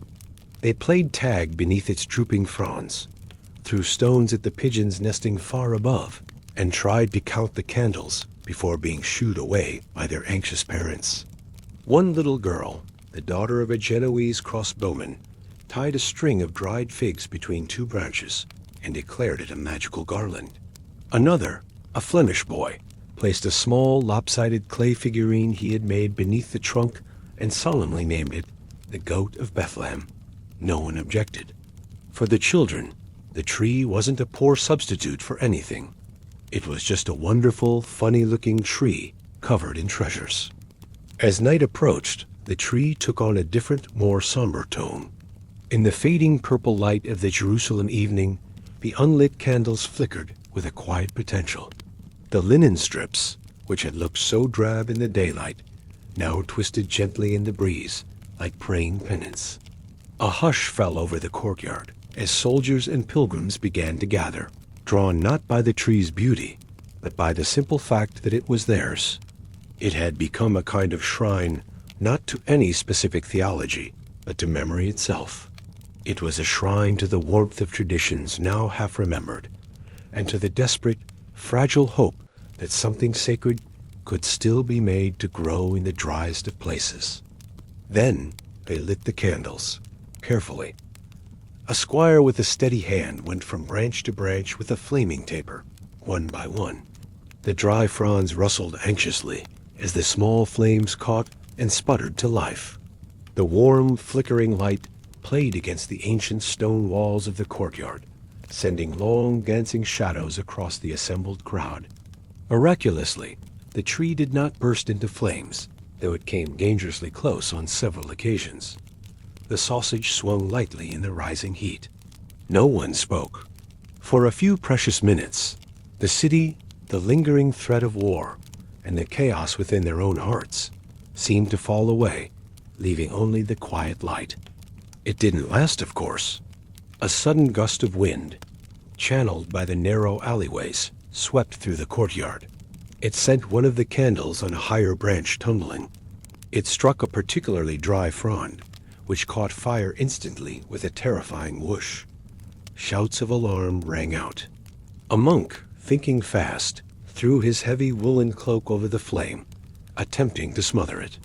Someone else, in a moment of pure panic, grabbed a nearby bowl of lentil stew and flung its contents at the blaze. The fire died quickly, but not before charring several branches and melting a strip of blue sash into an unrecognizable blackened lump. No one was injured, but the tree had certainly seen better moments. After the brief, panicked scramble settled down, there was laughter. It started as a quiet, breathless chuckle and grew into helpless, embarrassed laughter. It was the kind of laughter that comes only when everything has gone slightly, irrevocably wrong, but no one can summon the energy to be angry or disappointed anymore. The tree, now partially scorched, dripping with stew, and missing several of its key ornaments, looked even more ridiculous than before. But now, no one even thought of suggesting they take it down. It had survived a trial by fire. It had earned its place. Later that night, long after the crowds had dispersed, a few soldiers sat on the cold stones beside it, passing around the remains of the child's fig string and some hard flatbread. They didn't speak much. They were too tired for stories. Occasionally, one of them would reach out and touch the rough, scarred trunk or a drooping, stew-dampened frond, as if confirming that the tree and their strange day was still real. It stood in the silence of the courtyard, blackened, festive, and impossibly stubborn. Jerusalem did not provide the Crusaders with the Christmas they remembered. It gave them no snow, no comfort, no familiar evergreen trees wrapped in garlands of red and gold. But it gave them something else. It gave them a space to remember, to mourn, to celebrate, and to try. It gave them a space to plant their strange, flammable, sausage-adorned, ill-advised palm tree of hope. And in the deep, velvet darkness of that long December night, it glowed, just a little. As the sacred day of Christmas approached, a palpable shift occurred among the Crusaders occupying Jerusalem. The focus drifted away from the grand, intractable problems of theology, diplomacy, and the thousand unanswered questions of governance. The endless debates over the legal rights of local Christians, the fragile truces with neighboring emirs, and the logistical nightmare of securing supply lines from the coast were momentarily set aside. Instead, their collective, weary attention turned to something far more primal and immediate: food. If Christmas meant anything tangible, anything that could be touched and tasted in this alien landscape, it meant a feast. And feasting, even in a conquered city still licking its wounds and breathing the dust of its own recent ruin, seemed like something they could control, or at least attempt. It was an act of defiant normalcy, a declaration that even here, at the edge of the known world, they were still who they were, men who marked the birth of their Savior with a full belly. Unfortunately, the Holy Land did not share their culinary expectations, and its pantry was stubbornly resistant to their nostalgic cravings. In the collective memory of the many Crusaders, Christmas should arrive with the scent of roasting meats, the comforting sweetness of spiced breads, the warmth of mulled wine, and enough food to leave every man, from the noblest duke to the humblest foot soldier, gloriously comatose by the time of Vespers. A knight from France would dream of the season of heavy, wine-dark stews, of golden, flaky crusts on savory pies, and of tender legs of lamb studded with garlic and herbs. A mercenary from the German lands would recall tables groaning under the weight of roasted boar with crackling skin and platters piled high with thick, succulent sausages. Even the humblest feast in a European village might feature a rich game pie or honey-glazed ham. But in Jerusalem, these were fantasies. There were no pies, for the flour was coarse and the ovens crude.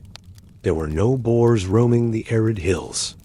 And most of what the Franks considered proper ingredients had either been devoured with desperate hunger during the long siege or had never existed in this part of the world in the first place. There were, however, goats. There were many, many goats. They were a ubiquitous feature of the landscape, wiry, intelligent creatures with cynical, knowing eyes. Goats that wandered with impunity into the courtyards of the Knights Hospitaller and stared judgmentally at the Crusaders' makeshift preparations. Goats that chewed on discarded linen bandages and developed an uncanny ability to disappear into the labyrinthine alleyways the very moment someone was seen sharpening a knife. It was a universally understood, if never quite openly acknowledged, truth that the centerpiece of their grand Christmas feast, the main source of meat that would grace their tables, would be goat. Not the plump, tender kid of their pastoral dreams, but a tough, stringy, and profoundly unenthusiastic adult goat that would likely put up a considerable fight, both before and after death. Beyond the certainty of goat, the available ingredients were a litany of unfamiliarity and disappointment. The markets, when they were open and not shuttered due to some new rumor of an approaching army, offered little to inspire a European cook. There were sacks of chickpeas and lentils, foods of penance and poverty in their homelands, now elevated to the status of staples. There were mounds of garlic and onions, their pungent odors hanging heavy in the dry air. There was flatbread, baked on hot stones or communal ovens, which was serviceable for scooping, but lacked the soft, comforting crumb of a proper loaf. Dates were available in overwhelming abundance, their cloying sweetness finding its way into far too many dishes. The occasional pomegranate, its jewel-like seeds, a startling splash of crimson, could be found, depending on the mood and origin of the trader. Spices, those precious dusts that made food interesting, were astronomically expensive and wildly unpredictable, hoarded in small leather sachets by company cooks who measured them out with a paranoia that bordered on the religious. The wine situation was even more dire. What little there was had been brought overland in swaying carts or shipped in leaky barrels from ports hundreds of miles away. Much of it had traveled badly, shaken and soured by the journey. Some barrels, left too long in the relentless sun, had turned to sharp, undrinkable vinegar. One unfortunate jug, through some mysterious alchemical process, had accidentally become something that smelled and tasted remarkably like lamp oil. This grim reality was a source of constant complaint, for a feast without copious amounts of drinkable wine was, in their minds, barely a feast at all. Even the simple act of cooking presented formidable challenges. The Crusaders were men accustomed to kitchens built into the solid stone of keeps and castles, or to the great communal hearths of villages, tended by experienced women, who knew how to roast an entire goose to perfection, using nothing more than a whisper of instruction and a carefully managed pile of wet ash. Here, in the half-ruined courtyards of a city still recovering from war, the kitchens were little more than makeshift fire pits dug into the earth, surrounded by a protective ring of stones. The cooking vessels were blackened, dented pans and cauldrons, some brought with the army, others borrowed, bartered, or looted from locals who held no real hope of ever getting them back. The smoke from these fires stung the eyes and coated every surface with a layer of greasy soot, creating a chaotic and deeply inefficient culinary landscape. Despite all of this, and with a stubbornness born of profound homesickness, the feast slowly, painfully, began to take shape. The effort was not helped by the fact that several knights, convinced of their own innate culinary talent, insisted on personally supervising or participating in the cooking. This was widely, if quietly, regarded as a catastrophic mistake. A portly nobleman from Blas-sur-Armand, fondly remembering a dish from his youth, tried to prepare a rich lentil stew by boiling the legumes in a precious quantity of red wine. The wine, thin and volatile to begin with, quickly evaporated in the dry air, leaving behind a thick, black, carbonized sludge at the bottom of the pot. The result was scraped out with a dagger and ceremonially buried behind the latrines. Not long after, a brash Norman squire attempted to roast a goat leg by suspending it directly over an open flame. It promptly caught fire, fell into the ashes, and after being retrieved and beaten with a stick to extinguish the flames, was later served anyway, rebranded with desperate optimism as smoked goat à la Norman. Elsewhere, a Flemish monk, a gentle soul named Brother Leven, created a kind of pudding from stale bread, crushed figs, and sour goat's milk. After a cautious tasting, it was declared by his brethren to be blessedly forgettable. There were small moments of triumph amidst the failures. Some of the more prudent crusaders, veterans of long campaigns, brought out preserved supplies from their own heavily guarded stores. Gnarled, salt-cured meats, crusts of hard cheese that had to be chipped apart with a knife, and pickled vegetables sealed in jars of oil were carefully portioned out and shared in wafer-thin slices.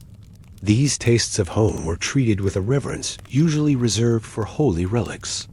A few groups of soldiers, pooling their meager ingredients and their collective, flawed wisdom, managed to create something approaching a palatable stew.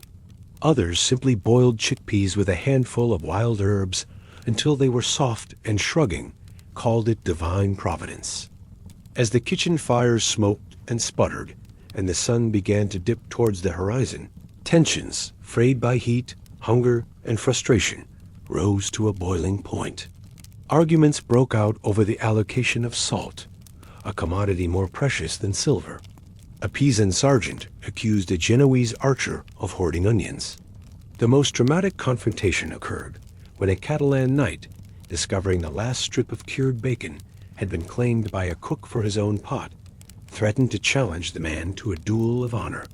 A grim-faced Templar, whose vows of poverty did not extend to a lack of common sense, had to intervene.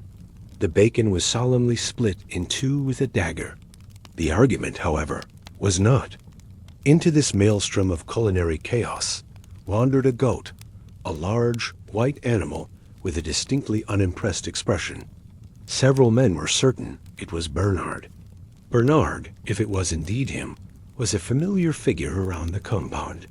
He had been unofficially adopted by a boisterous group of Gascon knights and was known for his remarkable intelligence and his penchant for stealing bread and knocking over prayer stools during outdoor services. His sudden, placid appearance during the frantic feast preparations caused an immediate, tense silence. Everyone stared. Bernard stared back, chewing thoughtfully. Someone near the fire slowly, almost unconsciously, began to sharpen a long knife. The air grew thick with unspoken possibility. Then, with a great and profound dignity, Bernard turned his back on the assembled warriors, flicked his tail dismissively, and walked away, disappearing behind a stack of crates. A collective, relieved sigh went through the courtyard. No one wanted to be the man who had to cook Bernard. The meal, such as it was, eventually, miraculously, came together. Long tables were fashioned from storage crates and scavenged planks of wood. Rough cloths were laid down, some tattered and stained, some surprisingly clean and embroidered, likely looted from a wealthy merchant's home. There were not enough plates or cups to go around, so they were shared, passed from hand to hand down the benches. There were no gold platters or silver knives, no liveried servants bustling through candlelit halls. There were just weary, dust-caked men sitting shoulder to shoulder, wiping grime from their faces with the backs of their hands and waiting for something warm. When the food was finally served from the great, blackened pots, no one expected much. Expectations had been systematically lowered with each passing hour of smoky, chaotic preparation. The goat was undeniably chewy, but it was hot and seasoned with enough garlic to make it interesting, if not exactly tender. The bread was dry, but it was filling and perfect for soaking up the thin juices of the stews. The lentils were, as always, lentils. But the addition of pomegranate seeds to one of the chickpea dishes added a surprising and welcome splash of color and a burst of tart flavor. One concoction, made with an aggressive amount of garlic and vinegar, was so pungent it effectively cleared a 10-foot radius around it, granting its consumer a great deal of personal space.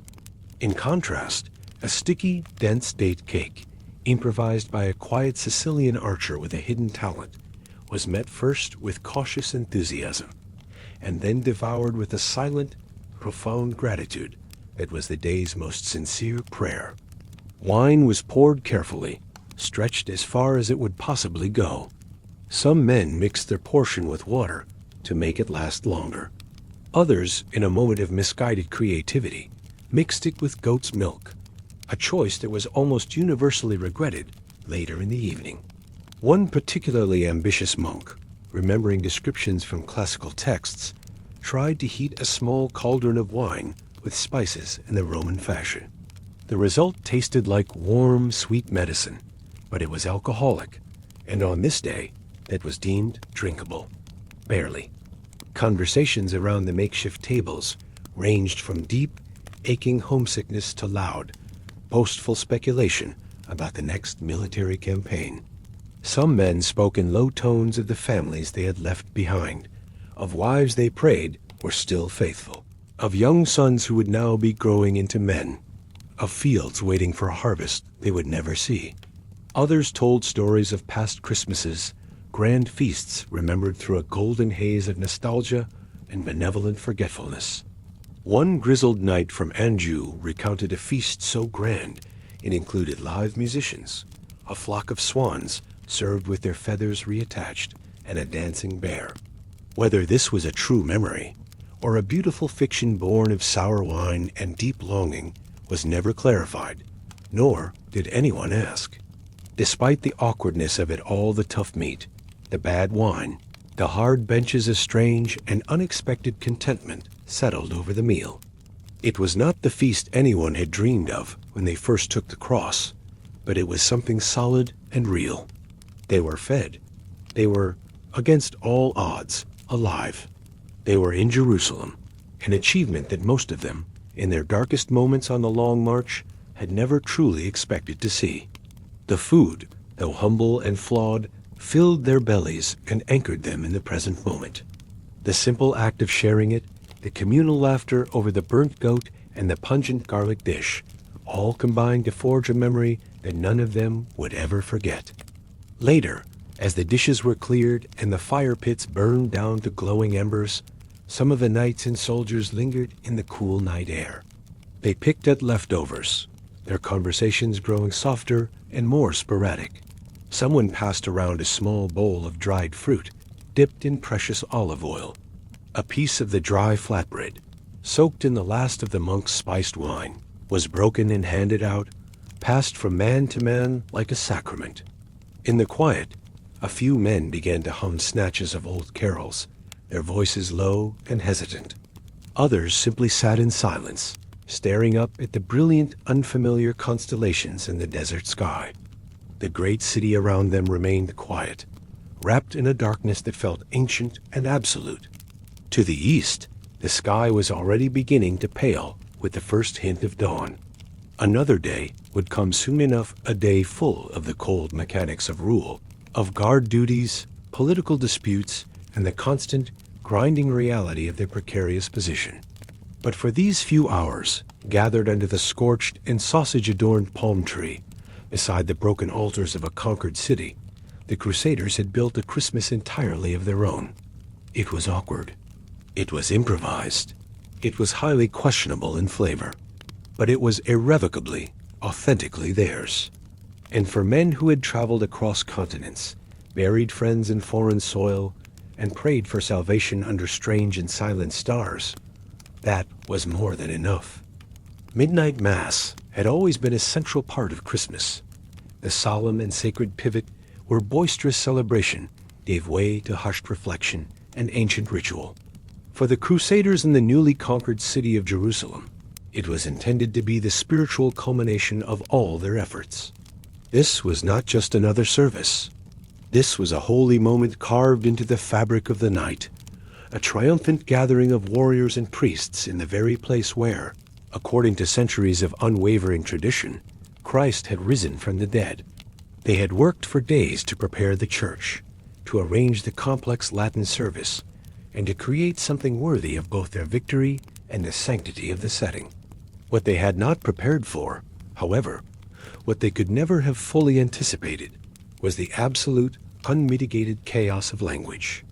The Church of the Holy Sepulchre was not a silent vessel, waiting to be filled with their new sounds. It was an ancient resonator that had heard 1,000 voices over the centuries, a place where prayer had been offered in a symphony of different tongues.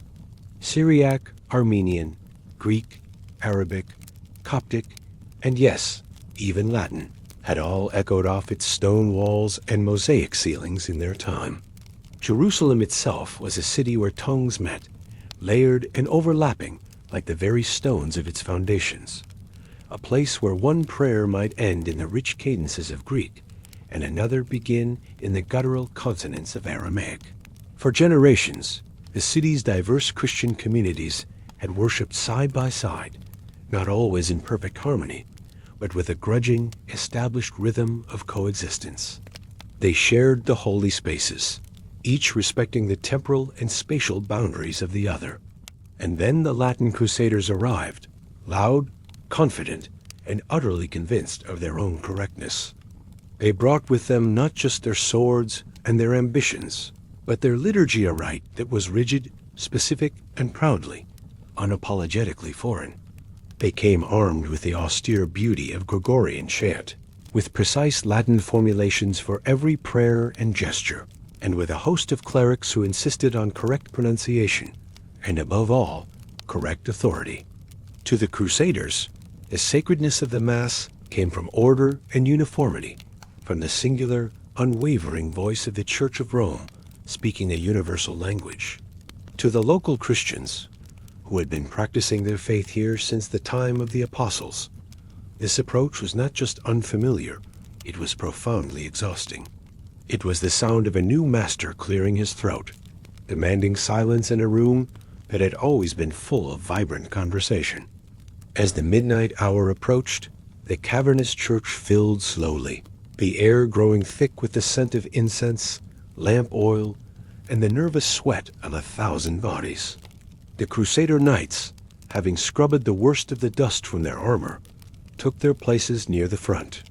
They clanked awkwardly on the stone floors, their movements stiff and loud, some with their great swords still strapped to their belts, as if they expected heresy, or perhaps a Saracen raiding party, to burst in through a side door.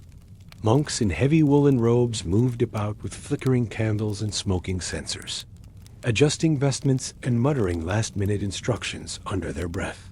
Pilgrims, their faces a mixture of awe and bewilderment, clustered in the aisles, whispering to one another in a dozen different dialects from across Christendom, craning their necks for a glimpse of the sacred altar. Toward the back, observing the scene with a practiced neutrality, stood a handful of Greek Orthodox clergy, their dark robes and long beards a stark contrast to the clean-shaven Latins. Their faces were stone-faced, their expressions unreadable, their stillness a quiet rebuke to the foreigner's noisy preparations. In a poignant display of the new order, an Armenian deacon, a respected elder in his own community, attempted to join the main procession as his rite would have dictated, only to be quietly and politely redirected toward the shadows by a Frankish man-at-arms. His place was no longer in the center. The Latin clergy, led by the newly installed patriarch, began the service with their familiar, confident rhythm, in Nomen Patris, et Filii, et Spiritus Sancti. Their voices rose in what was intended to be a powerful, unified chant. The reality was something else. A few accents immediately clashed, creating a strange, discordant harmony. The German monks, true to form, arced their syllables with guttural precision. The French priests mumbled elegantly through the vowels, their words soft and indistinct. The Italian clerics, unable to resist their nature, sang with a passionate, operatic zeal that threatened to overwhelm the others. The result was something that sounded almost holy from a distance, but up close was faintly chaotic, like a chorus of proud, territorial cats attempting to harmonize on a rooftop. Then came the responses from the congregation, and this was where the real confusion began to blossom. The local Christians, caught between a desire to participate and an uncertainty as to whether they were being welcomed or merely tolerated, joined in as best they could, using the tongues of their own ancient traditions. A pocket of Greek worshippers near a side chapel whispered a soft but insistent Kyrie eleison, their timing slightly off from the Latin chant.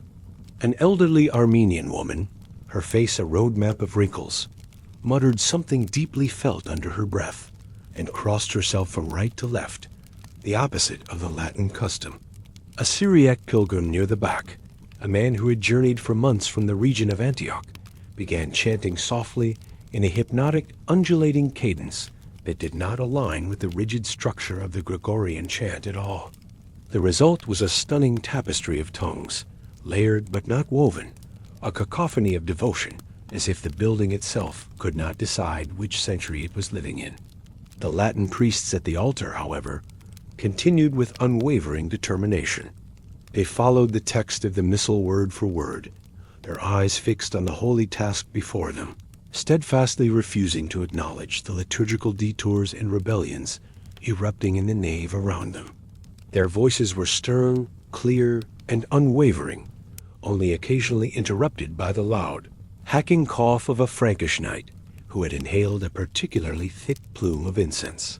The gospel was read in resonant, formal Latin.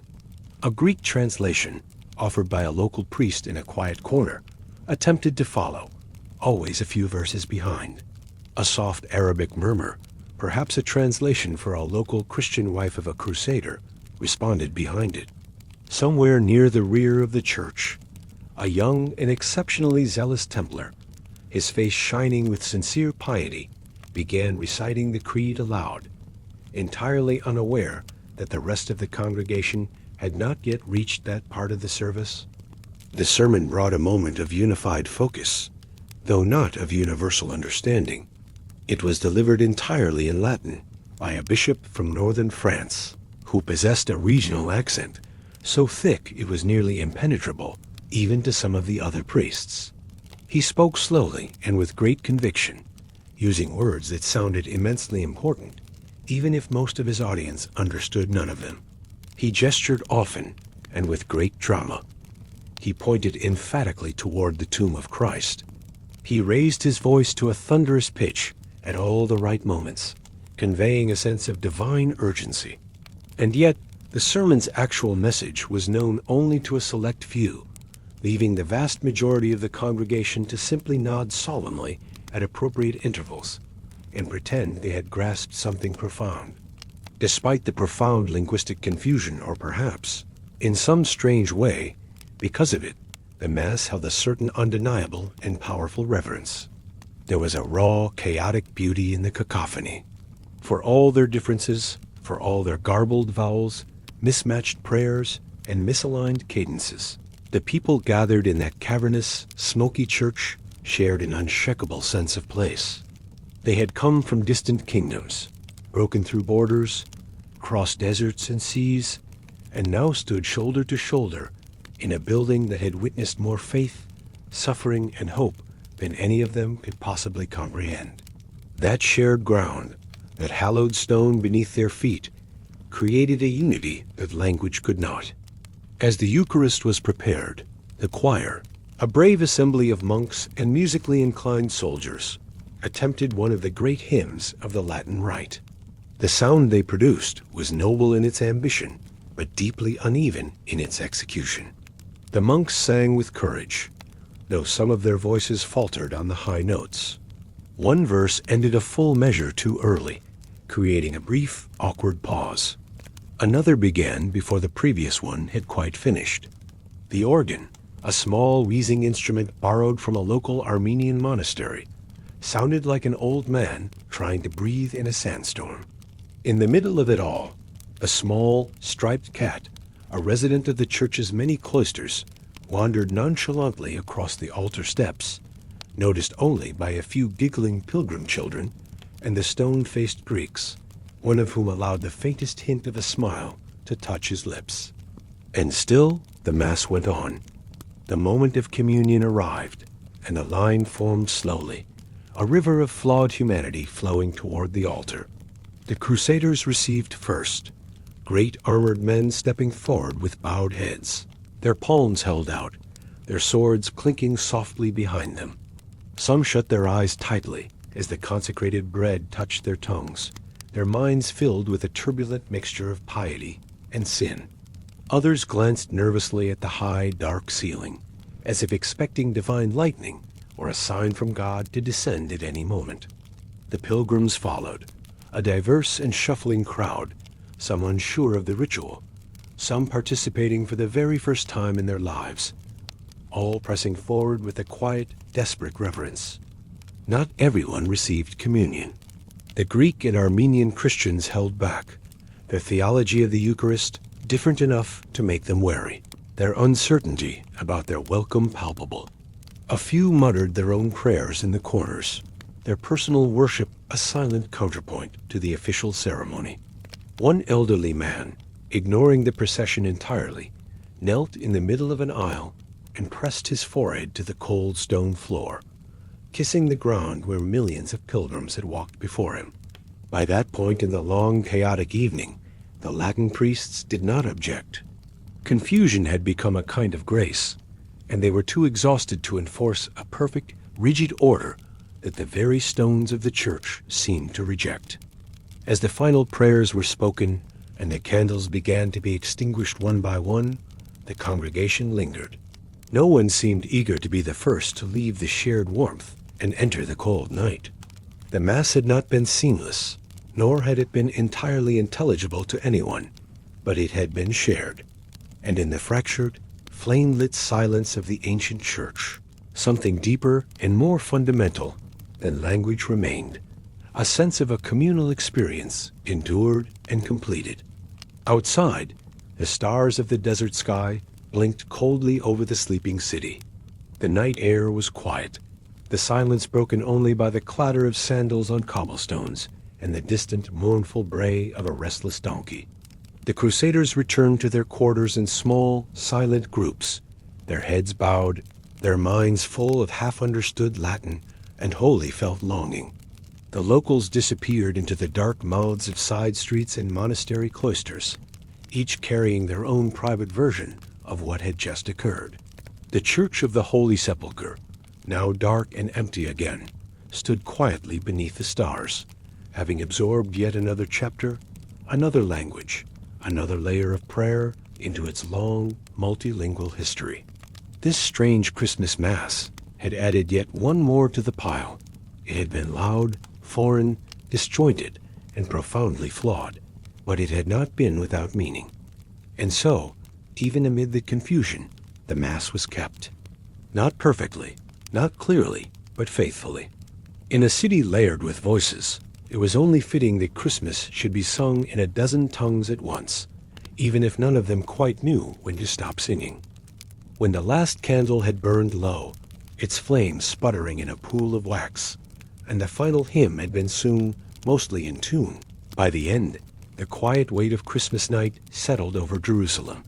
The frenetic energy of the past few days dissipated into the cool, still air. The Mass had concluded. The goats, both real and symbolic, had been chased from the courtyard, and the small, embarrassing fire on the decorated palm tree had been decisively put out once and for all. A slow, weary exodus began. The priests returned to their appropriated quarters, carrying half-used thuribles and heavy vestments that smelled deeply of incense, smoke, and human sweat. The Crusaders, their bodies stiff and aching from kneeling on cold stone, made their way back to shared tents and damp stone cells. The public, martial sound of their lives, the iron creak of armor and the clang of swords, was slowly replaced by the private rustle of wool cloaks and the soft, shuffling tread of leather boots on ancient flagstones. And that is precisely when it began to hit them.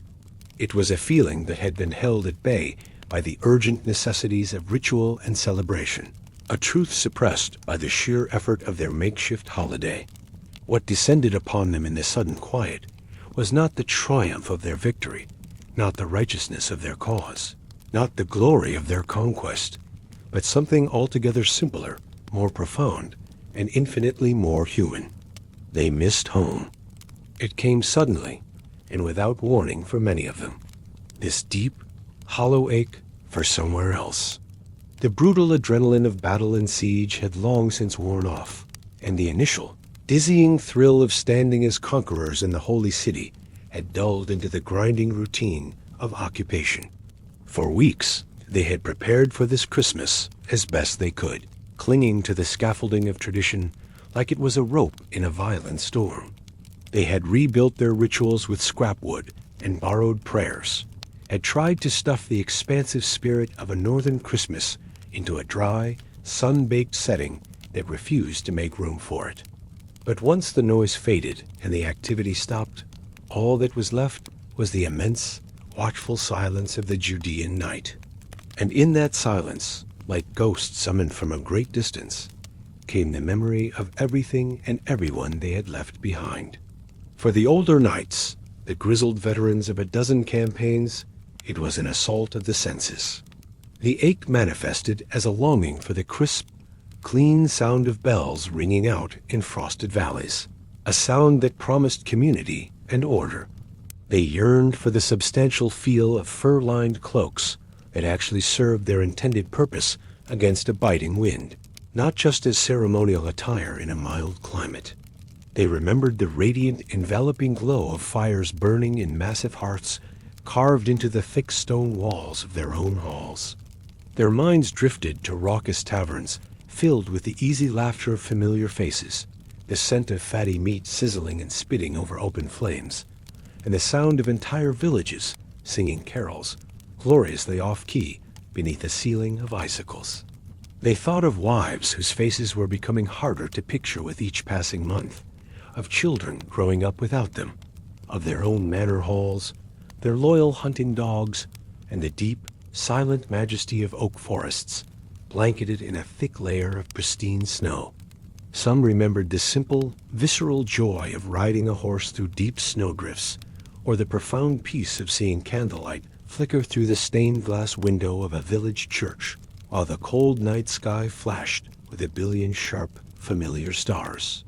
For the younger soldiers, the squires and footmen, who had never known a life outside of their lord's domain before this grand, terrible adventure, the feeling was more ephemeral, yet no less powerful. For them, home was the memory of a mother's voice humming a lullaby, the specific taste and texture of a sister's bread, still warm from the oven. It was the cold, sharp sting of winter air in their lungs during midnight mass in some humble parish chapel, now impossibly, mythically far away. They found themselves missing the familiar, affectionate insults of their comrades back home, the comforting weight of their local dialects, where every word felt right and true. They missed the way food tasted when it was fresh from the field, and not something that had traveled for 2,000 miles in a damp, musty sack.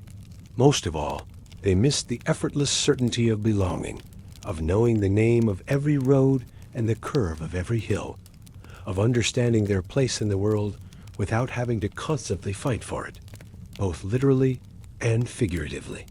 Even the monks, who were trained in the spiritual discipline of detachment and usually more reserved in their outward emotions, felt the insidious creep of longing.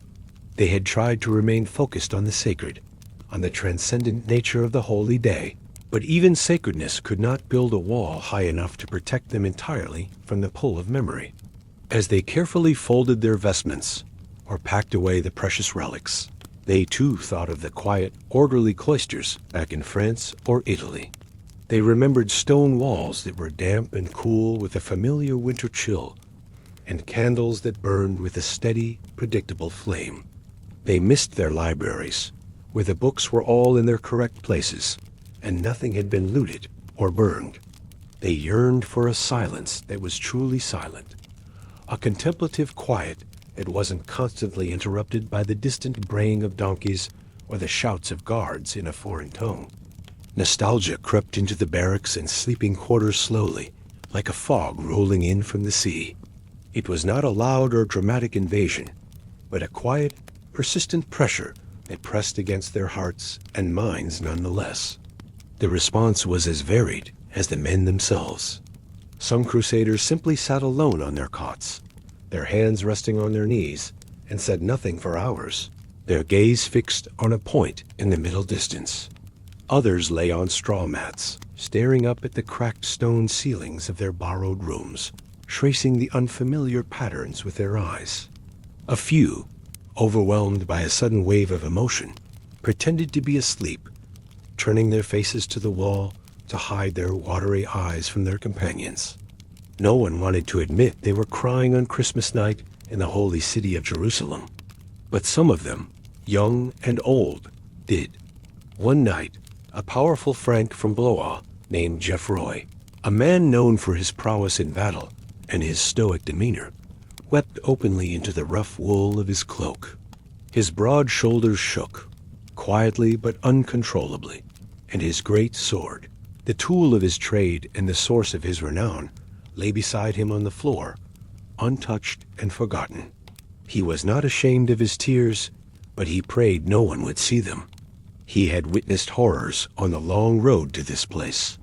He had survived battle and famine, had walked barefoot across the searing plains of Anatolia, had killed more men than he could count with the very sword that now lay beside him.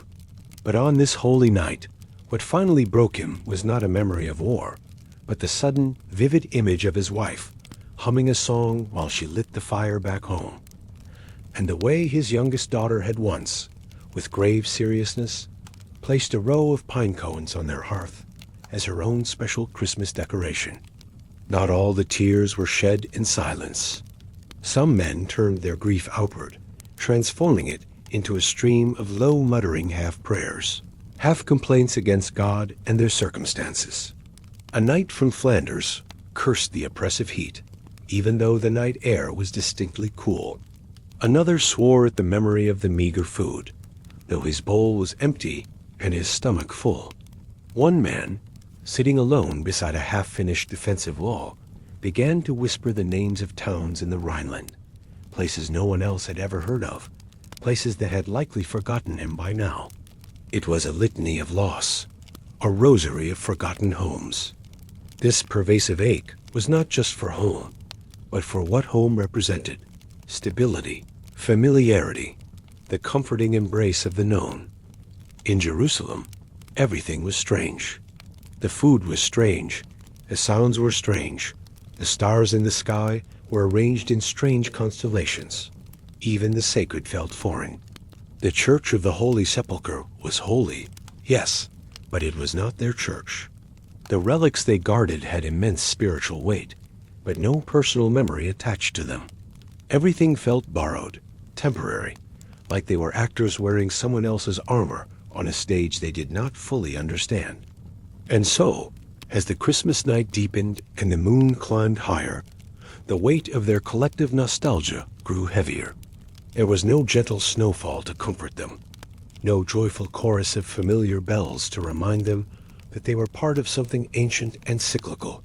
There were only the distant fires of their own encampment, the occasional mournful bray of a donkey, and the soft, rhythmic shuffling of guards changing their shifts on the city walls. A few Crusaders tried to counter the encroaching melancholy with drink. They passed around the last of the sour, half-spilled wine and raised their cups in toasts of forced cheer to absent friends and forgotten holidays. Stories were told to fill the silence. Some were funny, tales of youthful misadventures that drew weak laughs. Most were not. One knight claimed with great seriousness to have seen a vision during the Mass, a candle that had flickered at just the right time, a shadow on the wall that looked exactly like a cross. No one disputed him. At that moment, They all wanted desperately to believe that something undeniably holy had happened, even if they hadn't felt it in their own hearts. Others attempted distraction. A group of younger squires, their faces pale in the firelight, played a tense game of dice, their laughter a little too loud, their jokes a little too sharp. A literate monk sat by a lantern and read aloud from a psalter until his voice grew hoarse and cracked with emotion. One man sat apart from the others, slowly carving something into the wood of his shield, a name, a symbol, a map of a place only he could see. No one asked what it was. In the profound absence of their own traditions, improvisation became a tool for survival. They clung to small gestures, fragments of memory, the comforting rhythm of prayer. Some repeated the Lord's Prayer over and over, not in the formal Latin of the Mass, but in their own native tongues, the familiar words a balm on their weary souls. Others simply traced the sign of the cross on their armor, on the dusty ground, or on the cold stones beneath them. In a place that still felt profoundly alien despite its awesome holiness, these small, repetitive, personal actions were anchors in a sea of uncertainty. Jerusalem did not comfort them that night.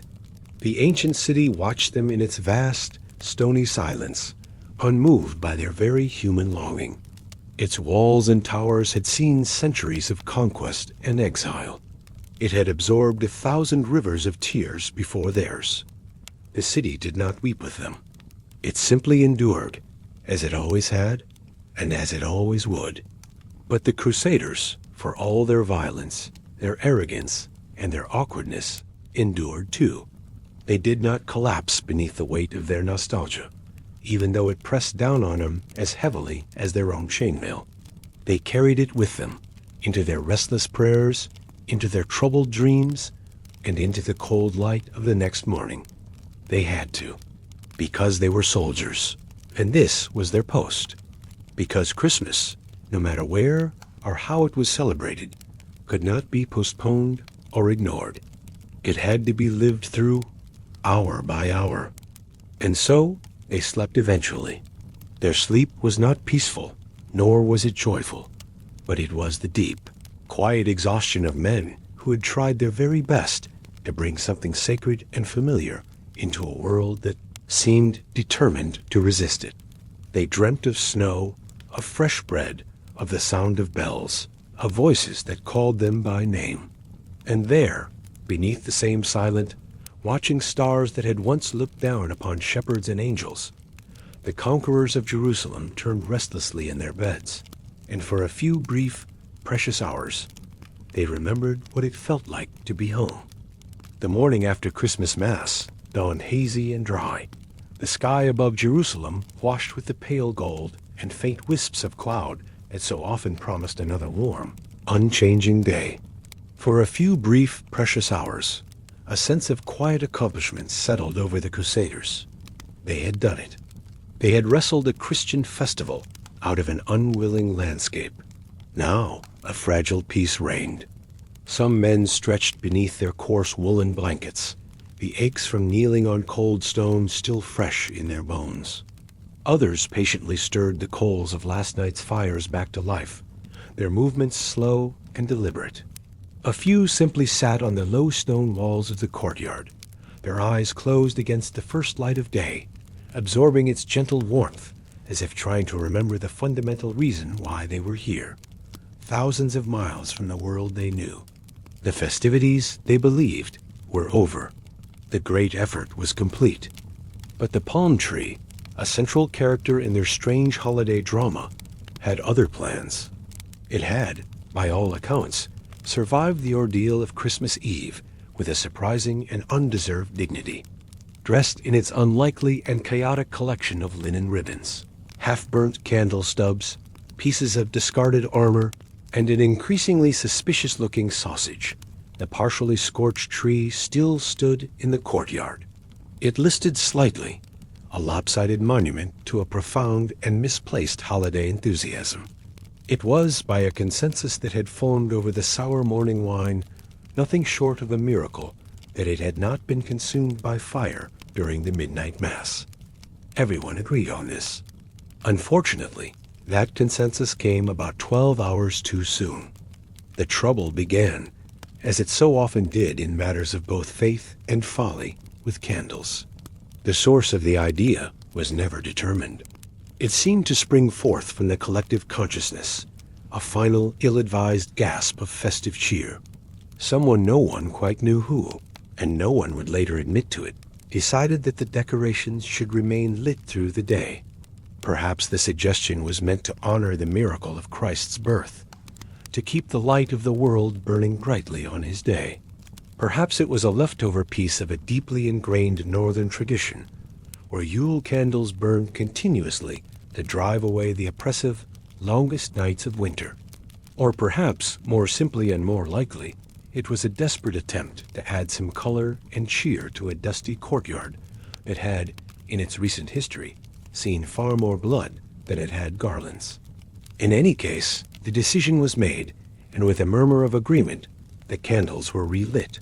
All of them. This was an act of profound and cheerful ignorance. The candles had been tied hastily to the drooping, desiccated palm fronds using whatever was at hand, bits of brittle string, strips of flammable cloth, and, in at least one perilous instance, a dried goat tendon that had been used to mend a saddle. The wax had melted and pooled overnight, hardening in lumpy, uneven clumps that gave the candles a precarious tilt. The wicks, now clogged with melted wax and courtyard dust, were stubborn and difficult to light. The palm branches themselves had dried even further in the arid desert air, their moisture content now dangerously low. And most critically, no one had given a second thought to the fact that palm fronds, by their very nature, are exceptionally, almost enthusiastically flammable. At first, everything was fine. A deceptive peace held. The small flames danced politely atop their waxy perches. The morning breeze was soft, almost reverent, causing the ribbons to sway gently without threatening the flames. A few monks, on their way to morning prayers, paused to admire the flickering light against the ancient stones, remarking on its simple beauty. A passing knight, polishing his helm, was heard to say that the palm looked almost regal in the morning sun, its makeshift ornaments like strange, exotic jewels. Birds chirped somewhere in the distance. The illusion of peace and control was so convincing that several men turned their backs to it and went about their morning chores. Then a pigeon, a creature whose entire existence seemed dedicated to the disruption of solemnity, landed on the wrong branch. It was a large, aggressive bird, a veteran of many courtyard skirmishes over scraps of bread, and it landed with a clumsy, self-important thud. The motion was small, but significant. The dry frond dipped sharply. A faded linen ribbon, once part of a nobleman's sash, brushed against the open flame of a nearby candle.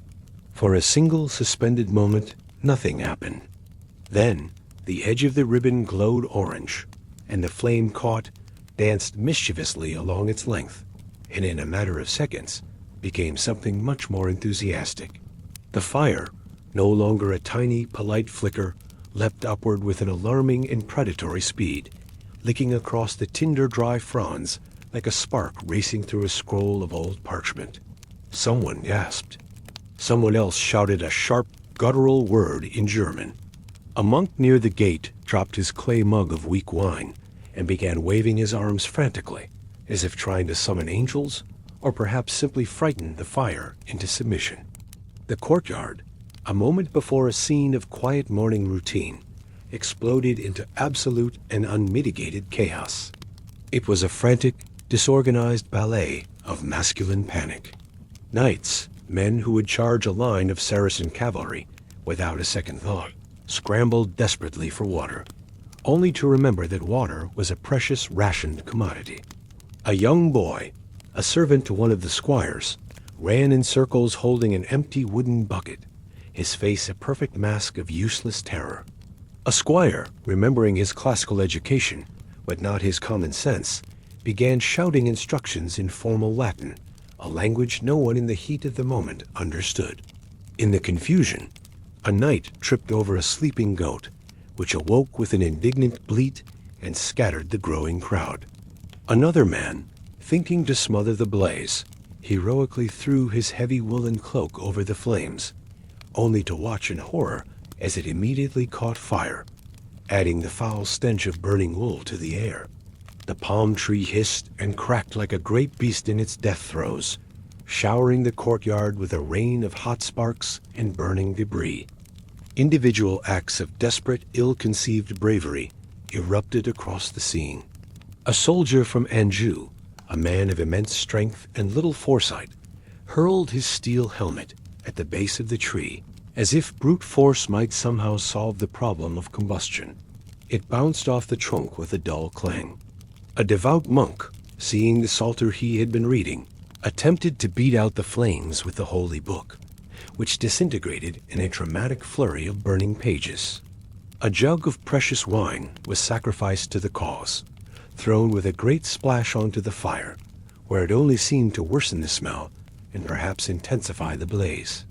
In the midst of the mayhem, one man knelt and began loudly suggesting prayer. Another man, standing right beside him, began loudly suggesting running. Eventually, after what felt like an eternity, but was likely less than a minute, someone had the presence of mind to resort to the most abundant local resource. A grizzled sergeant, a veteran of desert patrols, grabbed a spade and began shoveling sand from the edge of the courtyard onto the base of the fire. Another man, seeing the immediate effect, followed suit. Within moments, the hungry flames were smothered under a thick blanket of sand and dirt. The fire receded, leaving behind a thick, acrid smoke that curled upward in lazy, gray plumes. The last of the palm fronds drooped, blackened and skeletal. The sausage, now half melted and thoroughly cooked, hung forlornly from a charred twig, a greasy tear about to drop. Silence, thick and heavy, returned to the courtyard. No one spoke. The Crusaders, their faces smudged with soot and their dignity in tatters, simply stared at the pathetic ruin before them.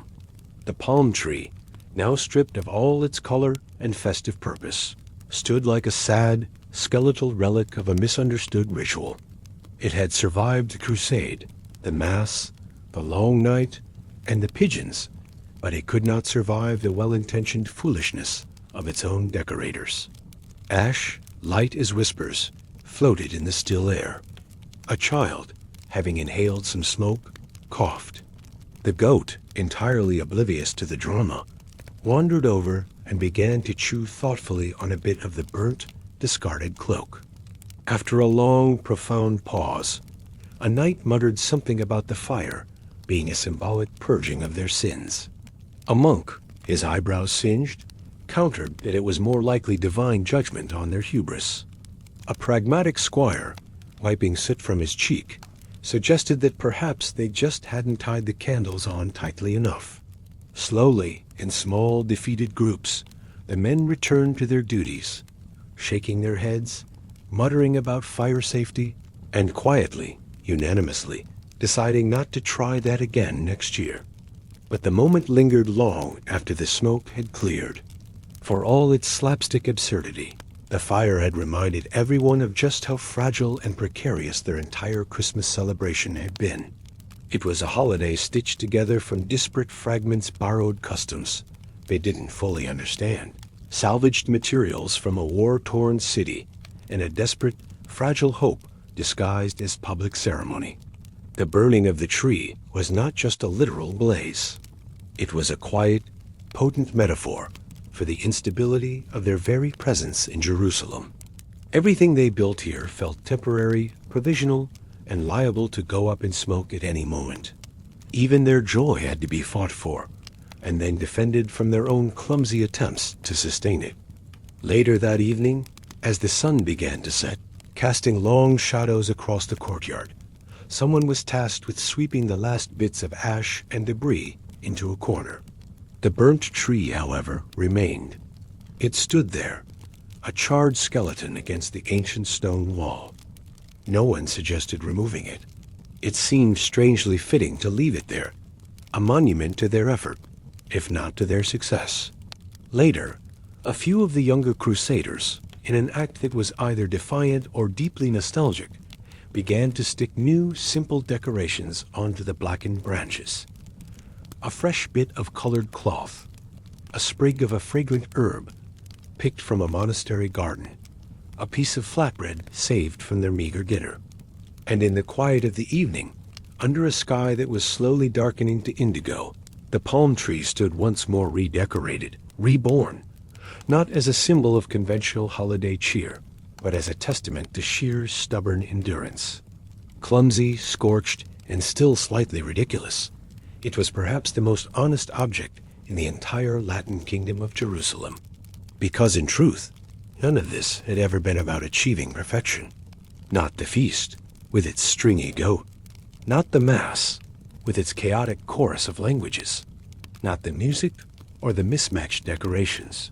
The Crusaders, for all their triumphs and all their catastrophic mistakes, had simply tried to bring meaning into a world they barely understood.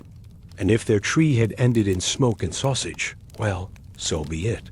It had burned brightly, if only for a moment. And for these weary, homesick men, in a holy city so far from everything they knew, that moment had been enough. Gift-giving was never meant to be the centerpiece of a medieval Christmas, and certainly not for the men of the First Crusade. In their world, the concept was far removed from the modern traditions of presents wrapped in colored cloth or exchanged beneath decorated trees. There were no chimneys to be considered or stockings to be hung. Gifts, in their social and religious framework, were simpler, more formal things, offerings of gold or land made to churches to secure prayers for one's soul, small, valuable tokens given to a liege lord to demonstrate fealty, or practical gestures of goodwill exchanged between comrades in arms, such as a fine whetstone or a new dagger sheath. It was a language of obligation, piety, and social cohesion. Yet, even in a war-worn city thousands of miles from the familiar rhythms of home, the primal, human instinct to give something on this holiest of days remained, a faint echo of a gentler world. Of course, the immediate and insurmountable problem was that no one, with very few exceptions, had anything of material value left to give. The journey to Jerusalem had been a great, grinding engine of attrition that had systematically stripped them of their worldly possessions. Most of the Crusaders, from the highest noble to the lowest foot soldier, had arrived at the gates of the holy city with little more than what they could carry on their backs or steal from the last town they had passed through. Their fine clothes, the silks and brocades they had worn when leaving Europe, had long ago been traded for food, torn to rags on the march, or worn until they disintegrated. Their coin purses were empty or close enough, the silver and gold spent on passage, on bribes, on water from a suspicious well. Good armor had rusted in the damp sea air and dented in a dozen skirmishes. The best horses had died of thirst in the Anatolian desert.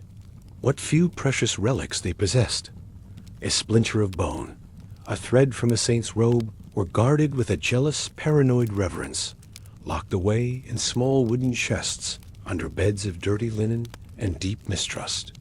And so, when Christmas Day arrived, and a few brave, optimistic souls attempted to revive the spirit of gift exchange, they had to get profoundly and wonderfully creative. The first so-called gift to make an appearance was, in fact, a rock. It came from a weathered knight of southern Italy, a man named Roberto, who had a flair for the dramatic and a cynical sense of humor. He approached his companion, a stoic Norman with whom he had shared a tent for the better part of a year, and presented the stone with all the gravity and reverence of a priest offering the Eucharist. He claimed, his eyes twinkling, that it had been taken from the very soil of Golgotha, or somewhere very near it, or at least from a pile of stones that had looked particularly spiritual at the time. The recipient, a man named Hugh, took the weighty object, turned it over in his calloused palm, felt its rough texture, nodded solemnly, and thanked him for the great honor. Later that night, he was seen using it to weigh down the corner of his blanket to keep out the draft. The gift was practical, if not exactly heartwarming, and it had cost nothing but a moment of imagination. This single, absurd act set the tone for the rest of the day. Soon, other gifts, equally humble and imbued with a significance far beyond their physical worth, began to appear. A young squire, his face earnest and slightly embarrassed, formally presented his friend with a spoon. It was not a new spoon, nor a particularly fine one. It was the same dented, tarnished pewter spoon they had been forced to share for the past 3 weeks, passing it back and forth between their bowls of lentil stew. But in the act of giving, the object was transformed. It was no longer a mere utensil. It was a symbol of their shared hardship and a testament to their bond. Elsewhere, a monk, a skilled scribe, offered a single, carefully prepared page from a psalter he had been copying by hand. The vellum was thin, the ink was made from soot and wine, and the illuminated letter B at the start of the psalm was comically lopsided, but it represented hours of painstaking labor by candlelight. The gift was not the page. It was the time. The exchanges continued, each a small vignette of their life in this strange land. An archer from Genoa handed a broken arrow shaft to his captain, explaining in hushed, reverent tones that this was the very arrow that had shattered against his helmet during the siege of Antioch, saving his life.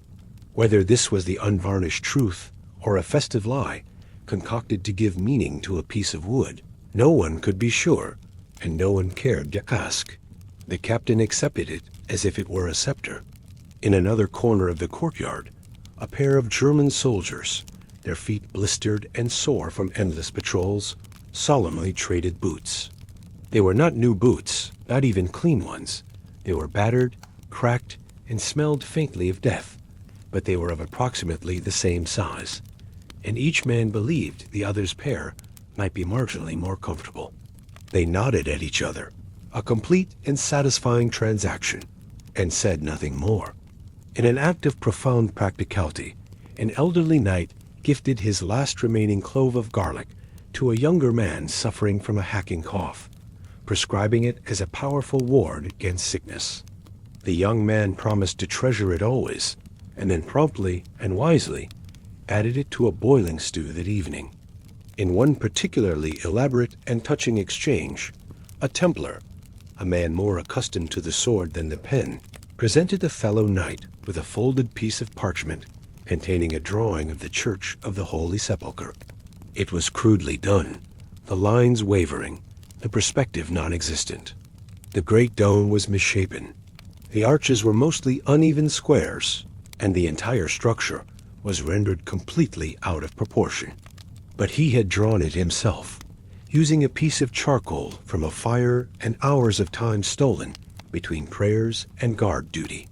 It was his attempt to capture the monumental reality of the place they had fought so hard to reach. The recipient, a man who had lost his entire family to plague before joining the crusade, unfolded it with great care, his eyes misting over. He declared it was the finest gift he had ever received, which, in the bleak context of his life, might very well have been true. Not all the gifts, it must be said, were well received or even well intentioned. The spirit of giving did not infect everyone equally. One man, hoping to be seen as generous without parting with anything useful, gave a colleague a handful of camel hair he had picked off a nearby saddle. Another offered half a bar of gritty, lye-heavy soap, which was mostly used. Someone tried to pass around what he swore was a piece of the true cross, but which appeared suspiciously like a piece of driftwood from the shores of Jaffa, and was rejected with scorn. A knight with more confidence than talent attempted to write a poem celebrating their victory. It did not rhyme, and seemed to mostly be about how much he disliked goat meat. A monk, perhaps taking his vow of poverty too literally, gave a coin he had blessed, though the coin itself was bent into a useless oval and no longer bore any discernible image. And then there was the sausage. It had miraculously survived the Christmas Eve feast, somehow overlooked during the chaotic meal and the subsequent tree fire incident. A quick-witted soldier from Provence had tucked it into his pouch, wrapped it carefully in a piece of cloth, and declared its survival a Christmas miracle, on par with the loaves and fishes. On the morning of the 26th, with a sheepish, triumphant grin, he handed the sausage to his closest comrade. The sausage was an object of profound character. It was slightly scorched on one side, smelled faintly but distinctly of incense from the chaotic mass, and had a small piece of charred palm bark permanently stuck to it. The recipient, a man who had not tasted pork in over a year, was visibly overwhelmed by this magnificent gesture of generosity. He accepted it with a bow, ate it immediately, and after a moment of contemplative chewing, declared it to be remarkably smoky. The small crowd of onlookers, who had watched the entire transaction with rapt attention, broke into spontaneous applause. Through these odd, humble, and sometimes ridiculous little offerings, something deeply genuine began to emerge. No one expected riches or luxuries, not here, not now. But each gift, no matter how meager or strange, carried a story. Piece of hard bread saved from one's own last ration. A scrap of blue cloth cut from a lost brother's tunic. A smooth, flat shell picked up on the long, hot road to the Jordan River. These were the kinds of gifts the Crusaders gave one another, gifts valued not for their material worth, but for the meaning and memory they contained. In the profound absence of material wealth, sentiment was forced to work much harder, and in doing so, it became far more potent. There was something almost childlike and endearing about how seriously they took it all. These were grown men, warriors who had waded through blood, handing one another stones and spoons, and muttering about their deep personal significance. Men who had fought in brutal sieges and bled on this very ground were now offering each other bits of wood and clumsy, heartfelt carvings. It was as if, by performing the ritual of giving by giving something, anything, they could pretend for just a moment that this strange sun-drenched Christmas was like the ones they remembered, when gifts came from warm hearts and loving hands, not from dusty hovels and empty pockets. Not all felt moved to participate in this pageant of symbolic gift-giving. Some held back, unsure of what gesture would be appropriate, or perhaps too keenly embarrassed by how little they truly had to offer.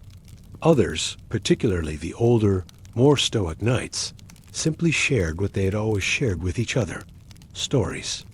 In the cool hours of the afternoon, as the shadows lengthened, small groups gathered around the smoldering fire pits, and the men told tales of winters past. Some of the stories were clearly, wildly exaggerated, epic accounts of hunts and feasts that grew grander with each telling. Others were heartbreakingly simple, and all the more powerful for it. A boy, now a man in armor, remembering the sound of his sister's laughter as they threw snowballs. A man describing the exact crooked angle of his village's church steeple against a gray winter sky. One old knight spoke softly, and without shame, of a wife who had died of a fever the winter before the crusade began, and his voice cracked, but he smiled as he spoke her name. And so, without any official planning or ceremony, gift-giving became a quiet, invisible thread running through the fabric of the day. It existed in the unspoken gestures that followed. A bit of boiled lentils spooned into another man's bowl without a word. A miserable night guard's shift taken by a friend without complaint. A cloak quietly draped over the shoulders of a young squire who had fallen asleep by the fire. In a city too ancient and too weary to care about the new traditions of its latest conquerors from northern Europe, these small gestures barely registered against the immense backdrop of stone and silence. Jerusalem, cold and dry beneath the winter sky, gave no sign that it noticed the exchange of broken arrows and blessed stones, the whispers of gratitude for a piece of burnt sausage, the simple, profound human effort to mark the day with kindness. But perhaps that was the entire point. These men had come to the East seeking grand, abstract things like salvation, glory, or high adventure. But on this first Christmas in the Holy City, what they actually gave and received was something much smaller, much quieter, and much harder to name. It was a moment of care. It was a token of shared memory. It was a piece of themselves, offered without ceremony or expectation of return. And though no chronicler wrote it down, and no scribe recorded the occasion for posterity, the humble gifts of that first Crusader Christmas were not forgotten by the men who gave and received them. Because when you have been stripped of everything, when there is nothing left to give but yourself, even a spoon becomes sacred. After the last of the stringy goat had been eaten, and the final, odd gifts had been exchanged with solemn gravity, an expectant silence fell over the Crusader camp. It was that quiet, transitional hour between the fading of twilight and the true onset of night, a time when the day's labor was done and the soul was left to its own devices. Conversation, which had flowed with forced cheerfulness during the feast, now faded into isolated murmurs. The flickering firelight began to dominate the space once held by the sun, painting long dancing shadows on the ancient stone walls of the courtyard. In this peaceful, weary lull, as embers cracked and men finally unstrapped the heavy weight of their armor, someone suggested that they sing. It was a vague idea, voiced almost absently by a young squire from Provence, more of a hopeful question than a command. He likely did not expect it to be taken seriously. Yet, in the quiet that followed his suggestion, the idea did not die. Instead, it spread through the assembled men like a slow, welcome warmth. Singing, after all, was something deeply familiar, a form of celebration that required no parchment, no rare supplies, and no complicated, contested theology. It was an accessible art form, a technology of the soul that every man carried within him. And more importantly, in this place of profound alienation, it was one of the few things they could still do, more or less, together. It was a way to fill the immense, homesick silence. They began predictably, and perhaps inevitably, with Veni, Veni, Emmanuel. It was one of the few great Latin hymns that nearly everyone knew, at least in part. The melody was somber, ancient, and deeply ingrained in the liturgical calendar of their homelands. The monks, of course, knew the full text by heart, their lips forming the familiar Latin words without conscious thought. The more literate knights, men who had served as altar boys in their youth, could stumble their way through a couple of stanzas with a fair degree of confidence. The rest of the assembly, the foot soldiers, the archers, the squires hummed along when they could, grunted their approval at the end of a line, or simply mouthed syllables that looked vaguely Latin, like actors in a morality play they had never properly rehearsed. The first attempt was slow, cautious, and surprisingly reverent. The mingled voices rose into the cool night air with a hesitant beauty, a low, rumbling prayer that seemed to hang in the darkness. Encouraged by this initial success, they began a second time, louder now, with more confidence. This time, however, the effort was increasingly uneven. By the third time through the main verse, the fragile unity had already begun to fall apart. A group of enthusiastic Germans on one side of the fire had entered the chorus a full measure early, their booming voices colliding with the lingering notes of the verse. Another group, composed mainly of weary Italian crossbowmen, lagged a verse behind, their melody drifting aimlessly. To add to the confusion, a Frenchman in the back, a man who fancied himself a singer, was attempting a soaring descant harmony that veered dangerously close to a different song altogether. Still, even in this emerging dissonance, there was a strange kind of unity. It was the sound of men trying and failing together. Bolstered by the effort, if not the quality, someone else called out the beginning of another hymn in old, plainsong chant used in Advent liturgies, its melody stark and haunting. One of the older monks joined in confidently, his clear, trained voice cutting through the warm air like a blade of fragrant incense. A few squires, swept up in the moment, chimed in behind him, their youthful enthusiasm not quite matched by their sense of pitch. This new song, however, proved more difficult. A hulking German knight, his face ruddy in the firelight, began a verse in his own regional dialect, a version no one else knew. A group of Lombards, hearing his mistake, attempted to correct him, not with words, but by singing what they believed to be the correct melody even louder. In doing so, they created an entirely new and rather alarming tune by accident. Desperate to impose some form of order on the growing chaos, someone tried clapping in rhythm. It didn't help. It only added a percussive, chaotic element to the already fractured soundscape.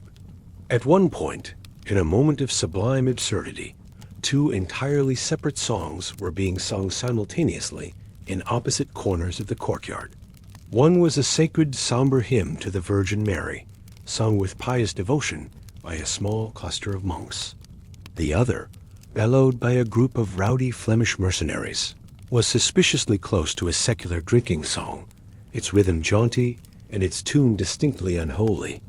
The two melodies drifted towards the center of the courtyard, collided somewhere near the main fire, where they formed a brief and tragic duet, a battle between the sacred and the profane that neither could win. The strange musical hybrid collapsed into a wave of hearty laughter and a chorus of theatrical groans. A monk near the edge of the firelight held his head in his hands, shaking it slowly in despair. A knight, tears of mirth in his eyes, picked up a spoon and began pretending to conduct the chaos with grand, sweeping gestures. But despite the chaos, or perhaps, more accurately, because of it, the singing continued. It had become a challenge now, a stubborn refusal to be defeated by their own musical ineptitude. They tried pure natus in Bethlehem, or at least a version of it that was recognizable to a few. The ancient chant wobbled, faltered, and occasionally broke into complete silence as entire sections of the group forgot the words, but it was always carried forward by the sheer willpower of a few dedicated voices. Latin pronunciation, a point of great contention among the clergy, came and went as it pleased. Proper timing was treated as an optional, advanced technique. Yet there was something in the raw, broken sound, a quality of earnest human effort, that resonated more deeply than a perfect performance ever could. It became clear that not all who sang were simply trying to make music. Some were trying desperately to remember. With every fractured note, they were attempting to hold on to the echoes of chapels and cathedrals far away, where the voices were younger and purer, the air was colder and sharper, and the notes were more precise. In those memories, the Christmas singing had been unified and full, a glorious sound wrapped in the perfect acoustics of vaulted stone and stained glass. Here, in the open air and dust of Jerusalem, their voices sounded thin, cracked, and dry, but still, it was music. It was their music. The evening took a turn towards the poignant when one of the older knights, a man from a remote corner of Burgundy, whose voice had not been used for singing in decades, attempted a lullaby his mother used to hum. He sang it slowly, his voice reedy and uncertain, as if he were coaxing the forgotten words from deep within his bones. The song was in a dialect so old and obscure that no one else recognized it, a ghost of a language from a forgotten time. The melody was simple, sad, and beautiful. When he finished, the usual boisterous noise had vanished. No one clapped. No one dared. They simply sat in a profound, respectful silence for a long moment, acknowledging the depth of the loss he had just shared. Then, as if by unspoken agreement, the moment moved on. A group of younger men, perhaps eager to break the heavy, melancholic spell, tried to revive the energy by starting a boisterous regional carol from their homeland. It was a stomping, rousing tune that involved some shouting, some synchronized clapping, and what may have been a lyrical reference to St. Nicholas smiting a heretic with his crozier. The monks were visibly horrified by its cheerful blasphemy. The squires, on the other hand, loved it. A brief, tense compromise was reached by abandoning the heretic-smiting carol and returning to the majestic strains of Gloria in Excelsis Deo. At least everyone could agree that this hymn was properly Christian, even if no one, not even the monks, could confidently remember all the words to the second verse. Eventually, As the fires burned lower and the wine ran out, the music began to fade. It did not end with a grand final note or a conductor's flourish, but with a quiet, collective sigh. Voices dropped off one by one, like candles guttering out in a breeze, until only a few men were left humming softly, more to themselves than to the group. The others sat quietly, the memory of the melody and the feeling of shared effort lingering like incense in the cool night air. No one needed to declare that the singing was over. It simply ended, as these things often do, gently and without ceremony. In the quiet that followed, a quiet now filled with a sense of weary accomplishment, no one complained about the quality of the performance. There were no critiques of the off-key notes, no apologies for the forgotten words. It was understood, instinctively and universally, that the act of singing together had mattered far more than the song itself. In a place so completely filled with unfamiliarity, so defined by their otherness, the simple act of raising their voices together, however imperfectly felt, like an act of profound resistance. It was resistance against the vast distance that separated them from their homes, resistance against the crushing weight of their homesickness, and perhaps resistance against the brutal logic of war itself. The stars above Jerusalem blinked cold and steady, indifferent to pitch or rhythm. The ancient stone walls of the church, built by emperors and repaired by invaders, absorbed their flawed, human music without judgment, adding it to the countless layers of prayer and song it had witnessed over the centuries. Somewhere in the sleeping city, a lone church bell rang not in time with their music, not even in a key that matched, but its clear, solitary note cutting through the darkness felt somehow fitting all the same. That night, the Crusaders did not sound like angels. They did not sound like a celestial choir, but they sounded like men. They sounded like tired, flawed, violent, and homesick men trying, for a few brief hours, to be more than were. And that, in its own uneven, off-key, and deeply human way, was beautiful. Long after the final, wavering notes of the midnight mass had faded into the stone of the Holy Sepulchre, after the last of the stringy goat had been consumed, and the odd, heartfelt gifts had been exchanged, an expectant silence fell over the Crusader camp. It was the deep quiet of profound exhaustion, the stillness that follows a great and chaotic effort. The festivities, such as they were, had concluded. In this lull, as the first hints of dawn began to wash the sky above Jerusalem, with pale gold and faint wisps of cloud, the pilgrims began to arrive, late, dusty, and completely, heartbreakingly unaware that they had already missed Christmas. They came not in grand, organized processions, with banners flying and hymns on their lips, but in a slow, weary trickle. They appeared in twos and threes, small, exhausted parties dragging their worn leather sandals through the labyrinthine alleys of the ancient city. Their cloaks were crusted with the salt of the sea from their voyage and the sweat of the long overland trek. Their faces, shaded under hoods faded by a relentless sun, were etched with a mixture of awe and fatigue. Some leaned heavily on rough-hewn staffs, their knuckles white. Others clutched personal relics, real or imagined, wrapped carefully in scraps of cloth, a pebble from a saint's shrine in Italy, a splinter of wood from a church in France, a vial of murky water from a holy well. They had traveled across deserts and mountains, had survived storms at sea and years of personal loss, all for this one purpose, to be here at the very birthplace of their faith on its holiest day. That they had arrived a day too late for the holiday did not lessen the immense weight of the journey that had brought them to this threshold. Their delay was a story of 100 small calamities.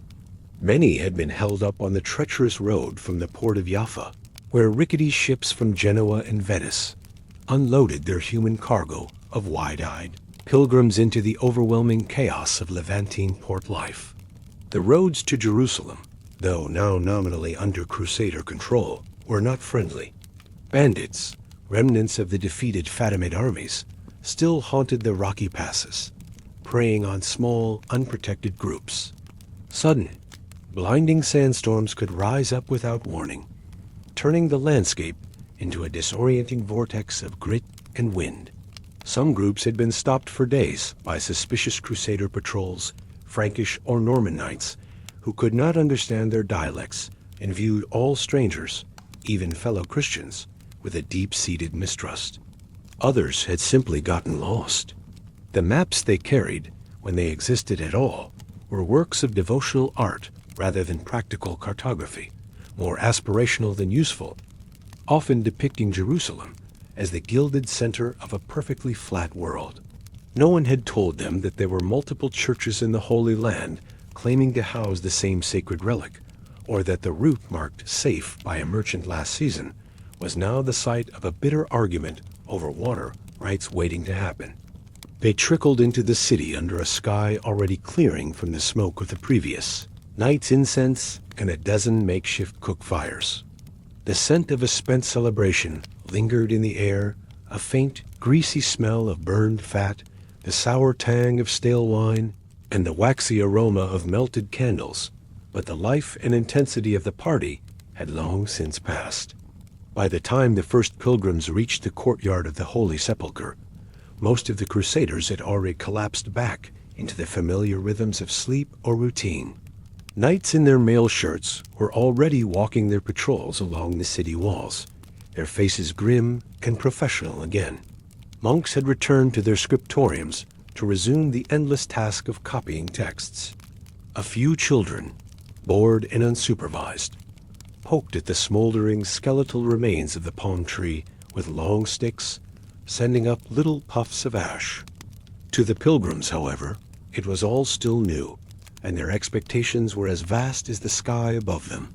They arrived with eyes wide and feet blistered, not expecting earthly glory, perhaps, but certainly expecting something more sacred and impressive than the scorched courtyard, the gutters of half-melted candles, and a pathetic palm tree that looked as though it had been struck by a bolt of divine disapproval. They squinted up at the great church, its stone facade still blackened and scarred from the recent siege, and asked one another in broken, hopeful Latin whether this was indeed the site of the Holy Tomb. They looked for processions of bishops in fine silks, for choirs of angels, for banners of gold and silver. Instead, they found pigeons, a single tired-looking monk sweeping ash into a pile with a broom made of twigs, and a goat methodically chewing the remains of a festive garland. The confrontation with this mundane, anticlimactic reality was a shock. Some pilgrims began to cry, and not always from joy. A woman from the south of France sank to her knees, her face crumpling in despair. She had come believing that Christmas in Jerusalem would be a literal glimpse of heaven on earth, a moment of pure, unadulterated holiness. Instead, she found hungover Crusaders snoring loudly under their cloaks, the faint but unmistakable sound of someone vomiting behind a nearby wall, and a profound sense of emptiness.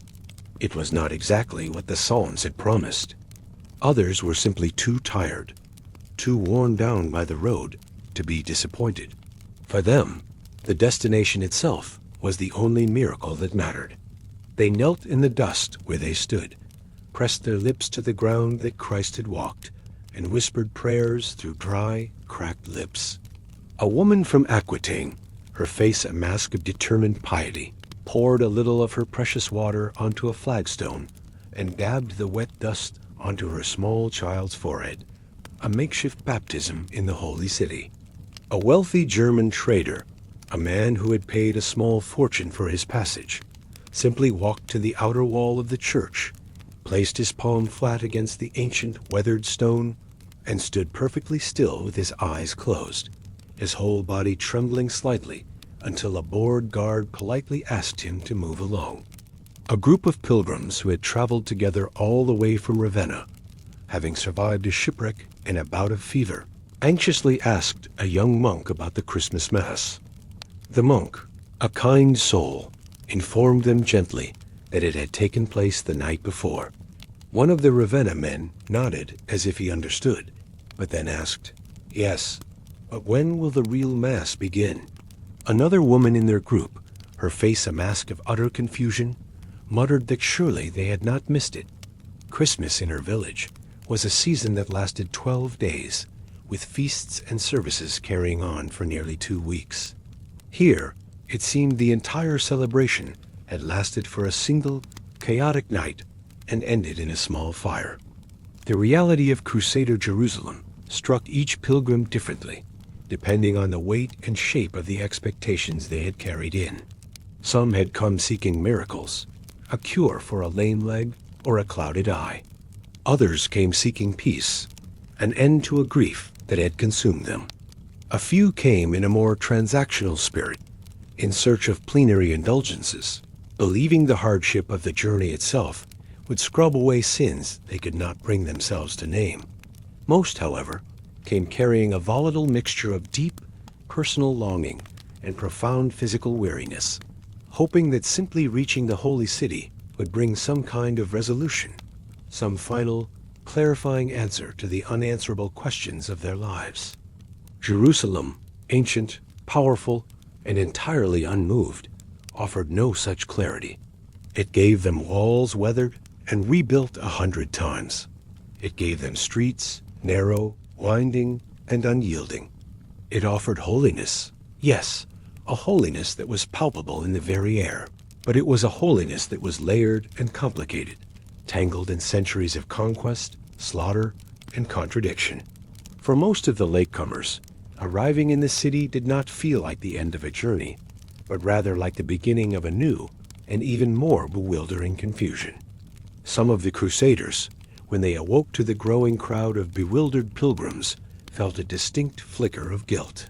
They had done their best to mark the holiday, but in their homesickness and exhaustion, their celebration had been an insular affair, for themselves alone. There had been no thought given to the thousands who were still on the road, still stumbling toward the same star, weeks or even months behind schedule. A few of the more conscientious monks, seeing the crestfallen faces, tried to organize a second impromptu mass. It was a smaller, quieter, more subdued service. The Latin hymns were sung again, more softly this time, by a handful of voices. A relic was carried in a solemn, miniature procession around the courtyard, though fewer people watched. It was not the grand, triumphant celebration anyone had envisioned, but it offered something essential: presence, continuity, a second chance at grace. And so, the late pilgrims trickled in throughout the day. Some stayed only a few hours, their pilgrimage complete once they had knelt at the tomb. Others remained for days, finding lodging in the cramped, newly established hospices. They lit their own candles, even the stubby, half-burnt ones salvaged from the ruined wreaths and the smoldering palm tree. They prayed beside the soot-blackened walls of the church. They touched the stones, seeking a connection that transcended ceremony. They whispered their confessions into the indifferent air, in languages no one else present understood. And if the official miracle of the organized Christmas Mass had already come and gone, they did their best, with their own quiet, personal acts of devotion, to create one of their own. In the end, it did not matter that they were late. Jerusalem, they were discovering, did not keep appointments. Its sacredness was not bound to calendars or liturgical schedules. It existed in fragments, in the flashes of profound silence between the clatter of armored feet, in the shafts of morning light falling on worn stone steps, in the palpable hush that fell when one touched a wall and felt for a single dizzying heartbeat the immense, crushing weight of something eternal. The pilgrims would eventually return to their homes, their long journey finally complete. They would carry with them stories. They would tell of the holy city, of the dust, of the heat, of the silence. Some, no doubt, would exaggerate the grandeur, describing a celestial celebration they had not actually witnessed. But most would likely describe it exactly as it was: a strange, hot, broken, and beautiful place, filled with tired men, burnt trees, and sudden, unexpected moments of grace. They would say that they arrived late, but in the end, not too late. And perhaps that was the simple, unadorned truth of their experience. For what is the story of Christmas after all, if not the story of weary travelers, arriving late in a crowded town, finding no room at the inn, and yet still managing to be present for the birth of a miracle, just in time? As the last embers of the Christmas celebration smoldered into fine gray ash and poignant memory, a profound quiet began to reclaim the city of Jerusalem. The boisterous, chaotic energy of the feast had finally dissipated, its lingering sense of burnt goat and spilled wine fading on the cool night air. The songs, which had risen with such flawed and fervent hope, had now dwindled into the tired, solitary humming of men, lost in thought. The last of the late-arriving pilgrims, their initial awe giving way to the heavy reality of their exhaustion, had found corners in which to rest, their long journey ending not with a triumphant crescendo, but with a gentle, prayerful sigh. Even the palm tree, that improbable protagonist of their holiday drama, which had once stood bright with hope and makeshift ribbons, now stood as a scorched and drooping silhouette against the stone walls of the courtyard. Yet even in this odd, awkward, and distinctly anticlimactic aftermath, something sacred and wholly unexpected remained. Something that existed beyond the formal structure of the Mass, beyond the dubious authenticity of the relics, and beyond all the improvised liturgies and misplaced traditions they had so desperately tried to enact. It was the sky. In the Holy City, perched on its high, arid plateau, the night sky held a clarity and a depth that was unfamiliar and deeply startling to many of the Crusaders. In the worlds they had left behind, in the damp river valleys of France, the dense forests of Germany, or the misty hills of England, the sky was often a soft, veiled thing. It was obscured by fog, by the smoke from thousands of village chimneys, by the perpetual dampness that hung in the air. Here, the atmosphere was different. The air was dry, thin, and absolutely still. And as they looked up, above the newly repaired walls, above the flat rooftops of the ancient city, above the burnt trees and the silent, empty altars, the stars came out not in scattered handfuls, but in uncountable, overwhelming thousands. They were cold, bright, ancient, and seemed to hang so close that a man might reach up and touch them. For some of the men, hardened soldiers and pragmatic merchants alike, it was the first time in months, perhaps even years, that they had truly taken the time to look up. The long, brutal journey eastward and the subsequent conquest and occupation of Jerusalem had been exercise in terrestrial focus. Through the weeks of war and the meticulous preparations for their Christmas, through the endless cycles of prayer and the grinding politics of establishing a new kingdom, their eyes had remained stubbornly level. Their gaze had been fixed on the ground immediately in front of them.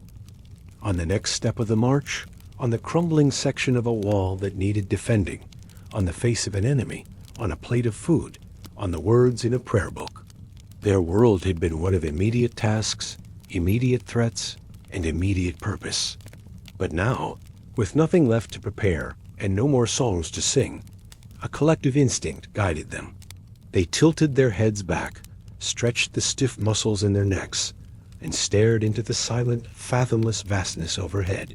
There was no single brilliant star of Bethlehem to guide them, not literally, at least not one that announced itself with divine authority. But there were stars enough to imagine one. The sheer density of the celestial display was disorienting and inspiring in equal measure.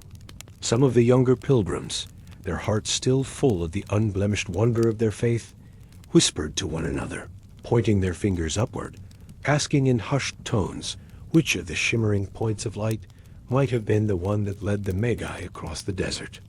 No one knew the answer, and no one pretended to. In that moment, perhaps it did not matter. The whole of the sky seemed to shimmer with the quiet, potent possibility of divine guidance, as though at any moment one of them might blink and see something the others had missed, a subtle shift in the cosmic pattern meant only for them. And for a long, unbroken while, nothing else in the world seemed to matter. The political squabbles between the nobles, the simmering resentments of the local clergy, the gnawing ache of homesickness, the constant, low-level fear of a counterattack, all of it receded, rendered insignificant by the silent, majestic indifference of the cosmos. The Crusaders, these tired, sunburned, dust-covered strangers from the north, simply stood still. Some sat on the cold, broken stones of the courtyard, their knees drawn up to their chests. Others leaned their weary backs against the solid, reassuring walls of the church. A few, letting go of all pretense and dignity, lay flat on their backs on the ground, their arms crossed behind their heads, their armor and swords finally discarded for the moment. Even the city's goats, sensing the profound shift in mood, had wandered off to quieter pastures. The city, for the first time since their arrival, seemed to hold its breath. It was here, in this silent, unplanned communion with the sky, that many of the men felt the closest they had yet come to a sense of genuine peace. It was a feeling that had eluded them during the grand, formal procession, with its clanking armor and forced solemnity. It had been absent during the confused, multilingual cacophony of the Mass. It had certainly not been present during the awkward, unsatisfying feast with its stringy goat and sour wine. But here, in the absolute stillness, under the unblinking gaze of the stars, something inside them finally settled. Something that had been clenched tight with effort and anxiety began to soften. There was no priest present to explain the theology of the moment, no holy relic to point to as the source of the feeling, no soaring chant to wrap around it and give it a name. It was simply presence, a deep, resonant awareness of their own smallness and the immense, quiet beauty of the universe. For a few of the older men, the star-filled sky acted as a key, unlocking doors to long-forgotten rooms in their memories. They thought of stargazing as children, lying on their backs in the cool, damp grass of meadows near their homes, the scent of earth and clover in the air. They thought of the familiar patterns of the constellations, the Plough and Orion's belt, and the fantastical stories their fathers or drunken uncles had told them about bears and hunters and queens in the sky. One man, a knight from Normandy, distinctly remembered his father pointing out the North Star on a clear winter's night, telling him that no matter where his travels took him, that star would always be there to lead him home. That same man now scanned the unfamiliar southern sky, wondering if the North Star could even see him from this far away. He looked for it in vain, but the memory itself was a kind of guidance. He thought it might still be there, just beyond the curve of the world. Some of the knights, men not given to easy displays of emotion, closed their eyes and whispered prayers that were different from the formal petitions they offered in church. They were not prayers for glory in battle or for the expansion of their new kingdom, but small, intimate prayers for their families. They prayed for the ones left behind, for the wives and children who were, at that very moment, living under these same stars, but in a different world. They prayed for those who had lit candles in distant chapels and offered their own prayers for them, sending their hopes out across the vast, indifferent sea. There were no trumpets to accompany these prayers, no miracles to answer them, just the quiet, earnest faith of men stripped down to their most fundamental longings. And perhaps that was enough. Above them, the stars remained serene and unchanged. The sky over Jerusalem, they realized with a sudden humbling clarity, had looked exactly the same 1,000 years before their arrival. It had watched as Roman soldiers marched their disciplined legions through these same streets. It had looked down as prophets wept on the Mount of Olives and warned of destruction and salvation. It had witnessed countless generations of pilgrims, long before them, walking by the faint light of lanterns toward holy places they could only name in whispers. It had shone down on kings and carpenters, on caliphs and hermits, with equal, unwavering light. And now it looked down on them, a ragged, confused, and often brutal band of European crusaders, trying desperately to make sense of a world and a victory that kept slipping through their fingers. Somehow, this silent, contemplative moment felt like a right and true ending to the season. There had been no pristine snow, no carols sung in perfect soaring harmony, no majestic Christmas trees that didn't spontaneously catch on fire. Their attempt to import their own version of Christmas had been, by almost every measure, a clumsy and comical failure. But they had come. They had gathered. They had remembered, even if imperfectly. And now, at the end of it all, they looked upward, toward something older than their oldest scriptures, something more vast than their grandest cathedrals, and perhaps something more honest than anything they had managed to say or sing aloud. Behind them, the great church of the Holy Sepulchre was a dark, hulking shape against the lesser darkness of the sky. The cooking fires had all gone out. The city of Jerusalem slept, its ancient rhythms undisturbed. But the stars did not sleep. They blinked on in their silent, unknowable constellations, spread across the vault of heaven like a divine script written in a language of pure light. They offered no answers to the Crusaders' doubts, no clear direction for their uncertain future, no validation for their bloody conquest. They offered only their steady, silent, magnificent light. And for that single, peaceful night, for these weary men so far from home, it was more than enough.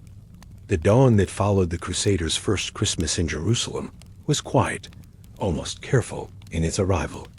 It did not burst over the horizon in a triumphant blaze, but seeped into the world with a slow and deliberate grace. The eastern sky over the distant mountains of Moab began to glow, not with a fiery fanfare, but with the soft, deliberate light of a land that had seen too many empires rise and fall to hurry into anything. The sun rose gently, washing the ancient city in a pale golden warmth that felt more like a blessing than a proclamation. This new light touched the highest towers first, the Antonia fortress and the golden dome of the rock, then slid down onto the immense stone walls, into the quiet courtyards, and across the weathered rooftops of ancient churches, mosques, and homes, before finally breaking into the Crusaders' makeshift camps, finding men wrapped in sleep and memory. Those who were already awake, and there were many, watched the arrival of the light with a quiet, weary detachment. The frantic energy of the previous day had burned itself out, leaving behind a hollow space filled with a strange tranquility.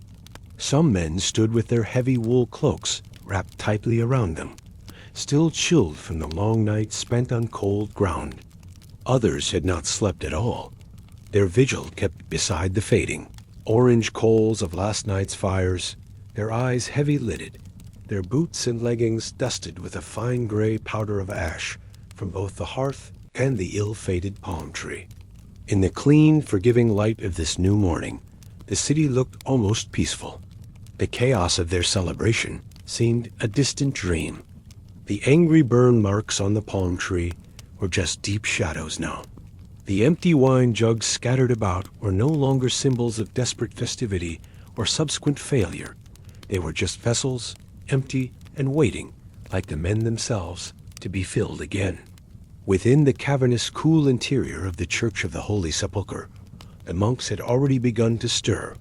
The first bells of the morning rang out, their sound not one of celebration, but of deep, abiding ritual. It was the call to lauds, the day's first official prayer, a practice that had greeted the dawn in this city for centuries before their arrival. A few of the more devout or sleepless crusaders joined them, their large, armored frames looking out of place in the flickering candlelight. They knelt stiffly on the stone floor, their heads bowed not entirely from humility, but from aching necks and the sheer weight of their exhaustion. The familiar Latin words of the Psalms floated upward again, but this time they were different. The triumphant, sometimes shouting, tones of the midnight mass were gone, replaced by a softer, more intimate sound, less like a proclamation of victory, and more like a collective confession whispered to the unjudging stones. Outside, beyond the church walls and the Crusader encampments, the city was beginning to move, to breathe, to resume its own ancient life. Jerusalem, they were learning, did not pause for sentiment. It was a working city, a place of commerce and survival that had little time for the lingering hangovers of foreign conquerors. In the souk, merchants began to unlatch the heavy wooden shutters of their stalls, the sound echoing in the narrow, winding streets. Pilgrims, both the latecomers and those who had been in the city for weeks, wandered into the alleys in search of sacred shrines they had not yet touched, their murmuring prayers a constant multilingual undercurrent. Women made their way to the wells. Water was fetched, bread was broken, and the thousand small disputes of daily life resumed. Even a holy day as monumental as Christmas, it seemed, could only hold a city like this still for so long. Yet for those who were looking carefully, a new stillness did remain. It was a subtle shift in the atmosphere, a quiet residue left behind by the intensity of their shared experience. It lived in the particular way the morning light now clung to the weathered stone, making it seem softer, older.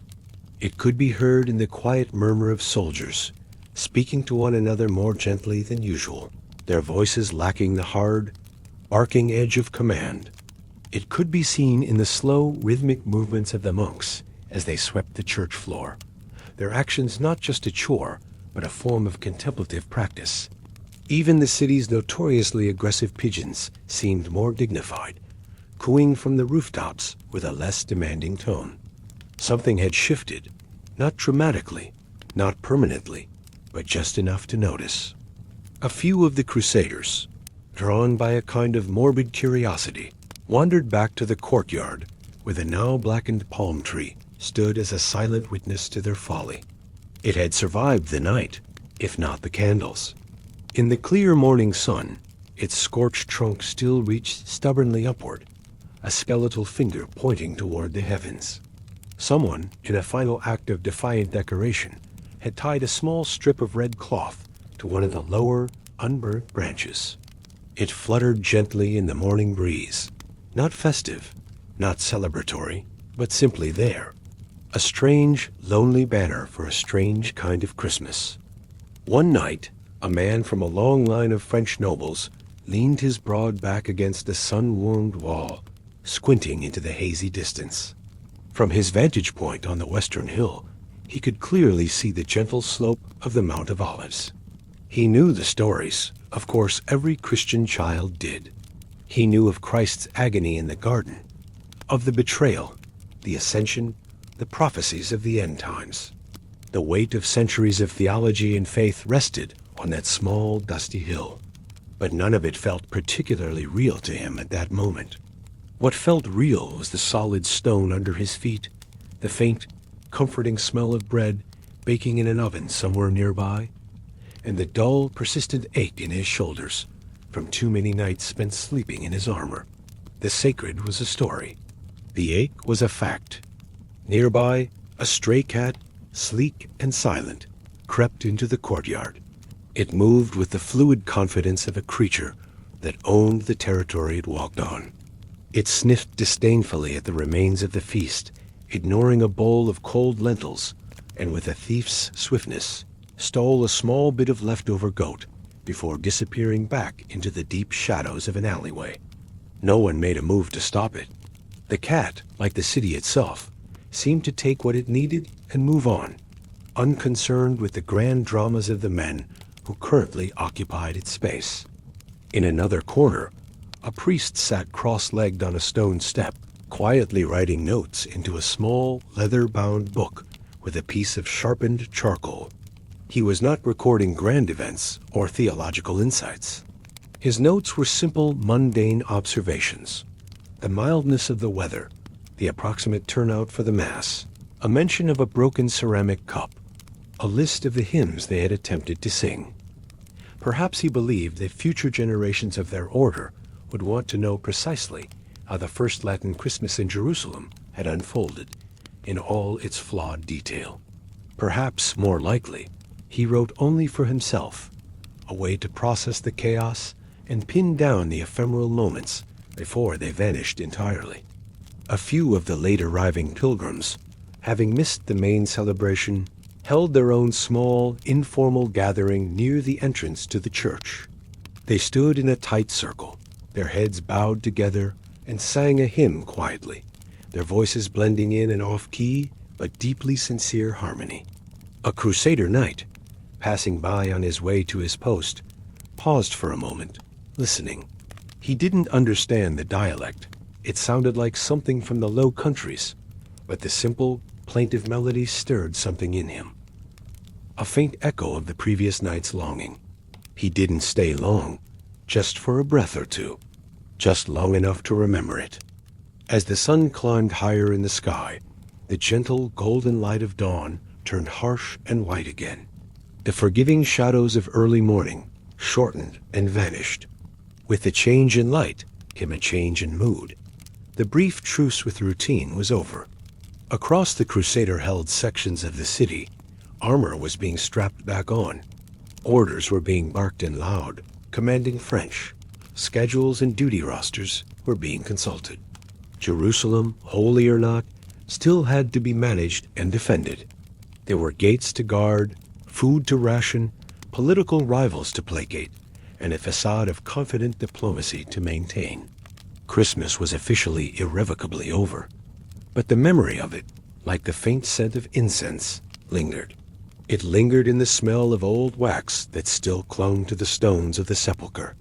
It could be found in the half-melted, forgotten candles tucked behind an altar or left on a windowsill.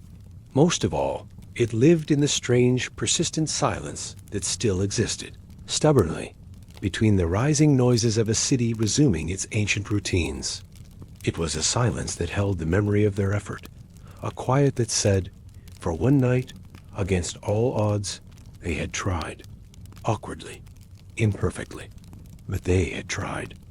And as the first true, ordinary day after Christmas began, the Crusaders of Jerusalem stood once more as conquerors in a city they barely understood, looking out at a land that would not yield easily to their customs or their calendars. The world was as it had been before, hard, demanding, and dangerous. But they looked at it anyway, and some of them, for a little while longer, even now, still saw the lingering remnants of a holy light. And so, at last, the first Latin Christmas in the city of Jerusalem faded into the annals of history, not with the triumphant blast of trumpets or the solemnity of a perfectly executed rite, but with the quiet, human sounds of yawns, the weary creaking of armor being unstrapped, and a great, ancient city slowly, inexorably returning to its many competing routines. The Crusaders, after days of frantic, often misguided preparation and a night of profoundly awkward celebration, found themselves once again subsumed by the familiar, grinding rhythm of survival. The makeshift banners, already fraying, were taken down and folded away. The last of the incense had long since burned out, its scent replaced by the mundane smell of dust and cooking fires.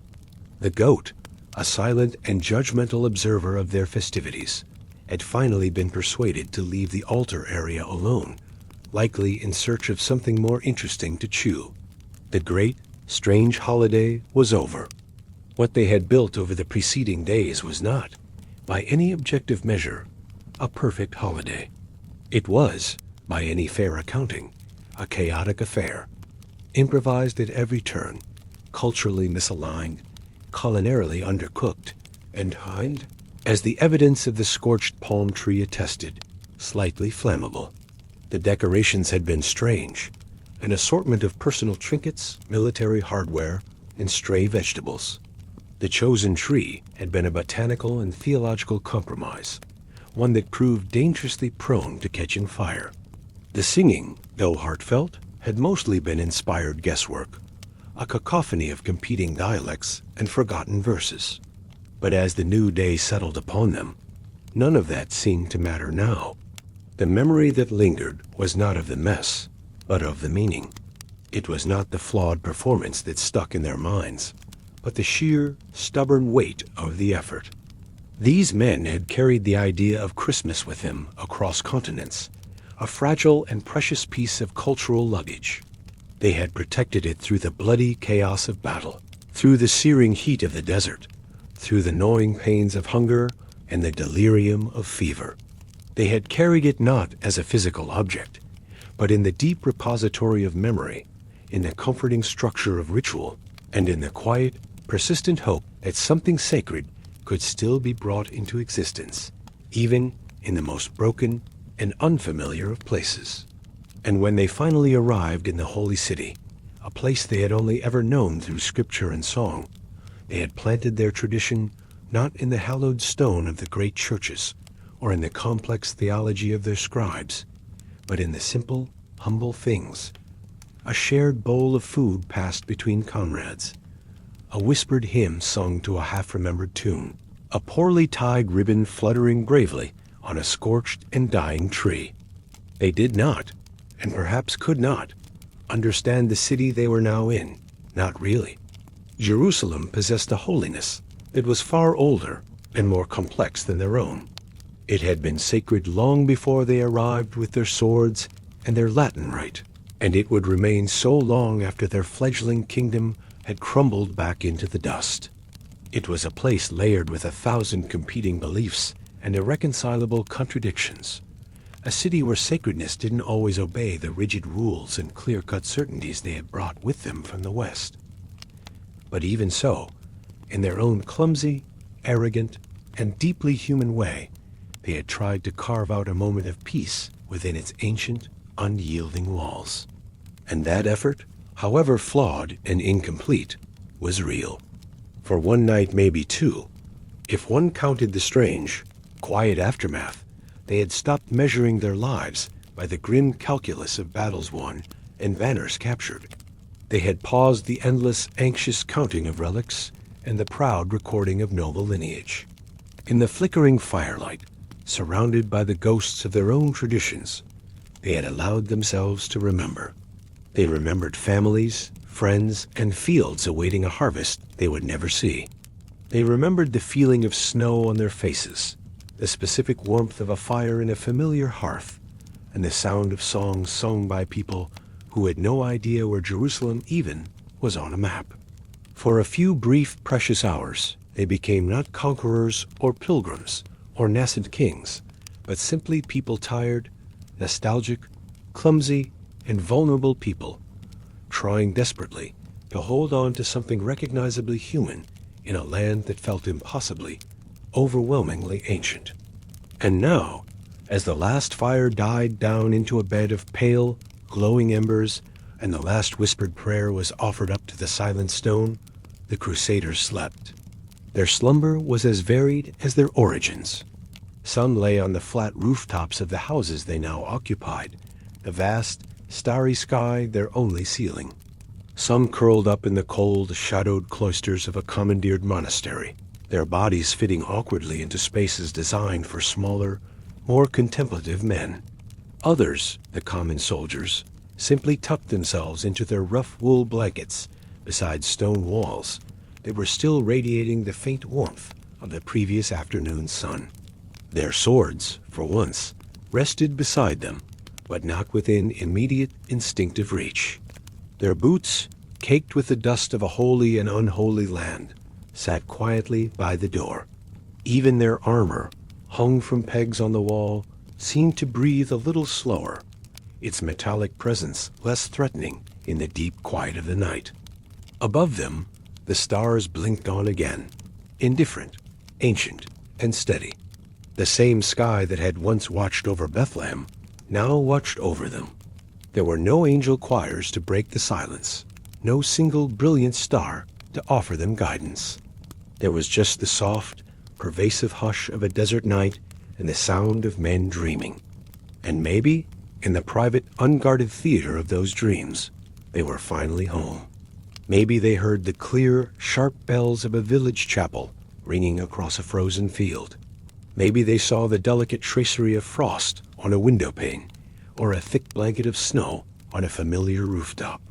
Maybe, in the deepest part of their sleep, they heard their mother's voice calling their name, or smelled the rich, life-affirming scent of bread baking in a hearth that still remembered them. Or maybe, for many of them, they dreamt of nothing at all, just the deep, untroubled, and restorative sleep of men who had, for a single fleeting moment, remembered how to be still. So good night to the Crusaders in all their flawed and contradictory glory. Good night to their cracked, untrained voices and their patched, sweat-stained robes. Good night to the scorched and lonely palm tree, and to the half-eaten, well-traveled sausage that had become its most memorable ornament. Good night to the awkward gifts of stones and spoons, to the badly timed hymns sung with more passion than skill, and to the muttered prayers offered up in too many competing dialects. Good night to the goats, both real and metaphorical, to the questionable relics, and to the bells that never quite managed to ring in tune. Good night to the entire, beautiful, chaotic mess of their human striving. And good night to the city of Jerusalem, holding them all their hopes, their fears, their violence, and their piety within her ancient, patient stones. The city, which had seen so much, was unmoved, yet it provided the stage for their strange and poignant play. Sleep well, you strange, foreign knights. Sleep well, you distant, homesick monks. Sleep well, you palm trees pretending to be pine. Your Christmas has come and gone, and despite everything, despite the fires, the failures, the fears, and the profound foolishness, you made it happen.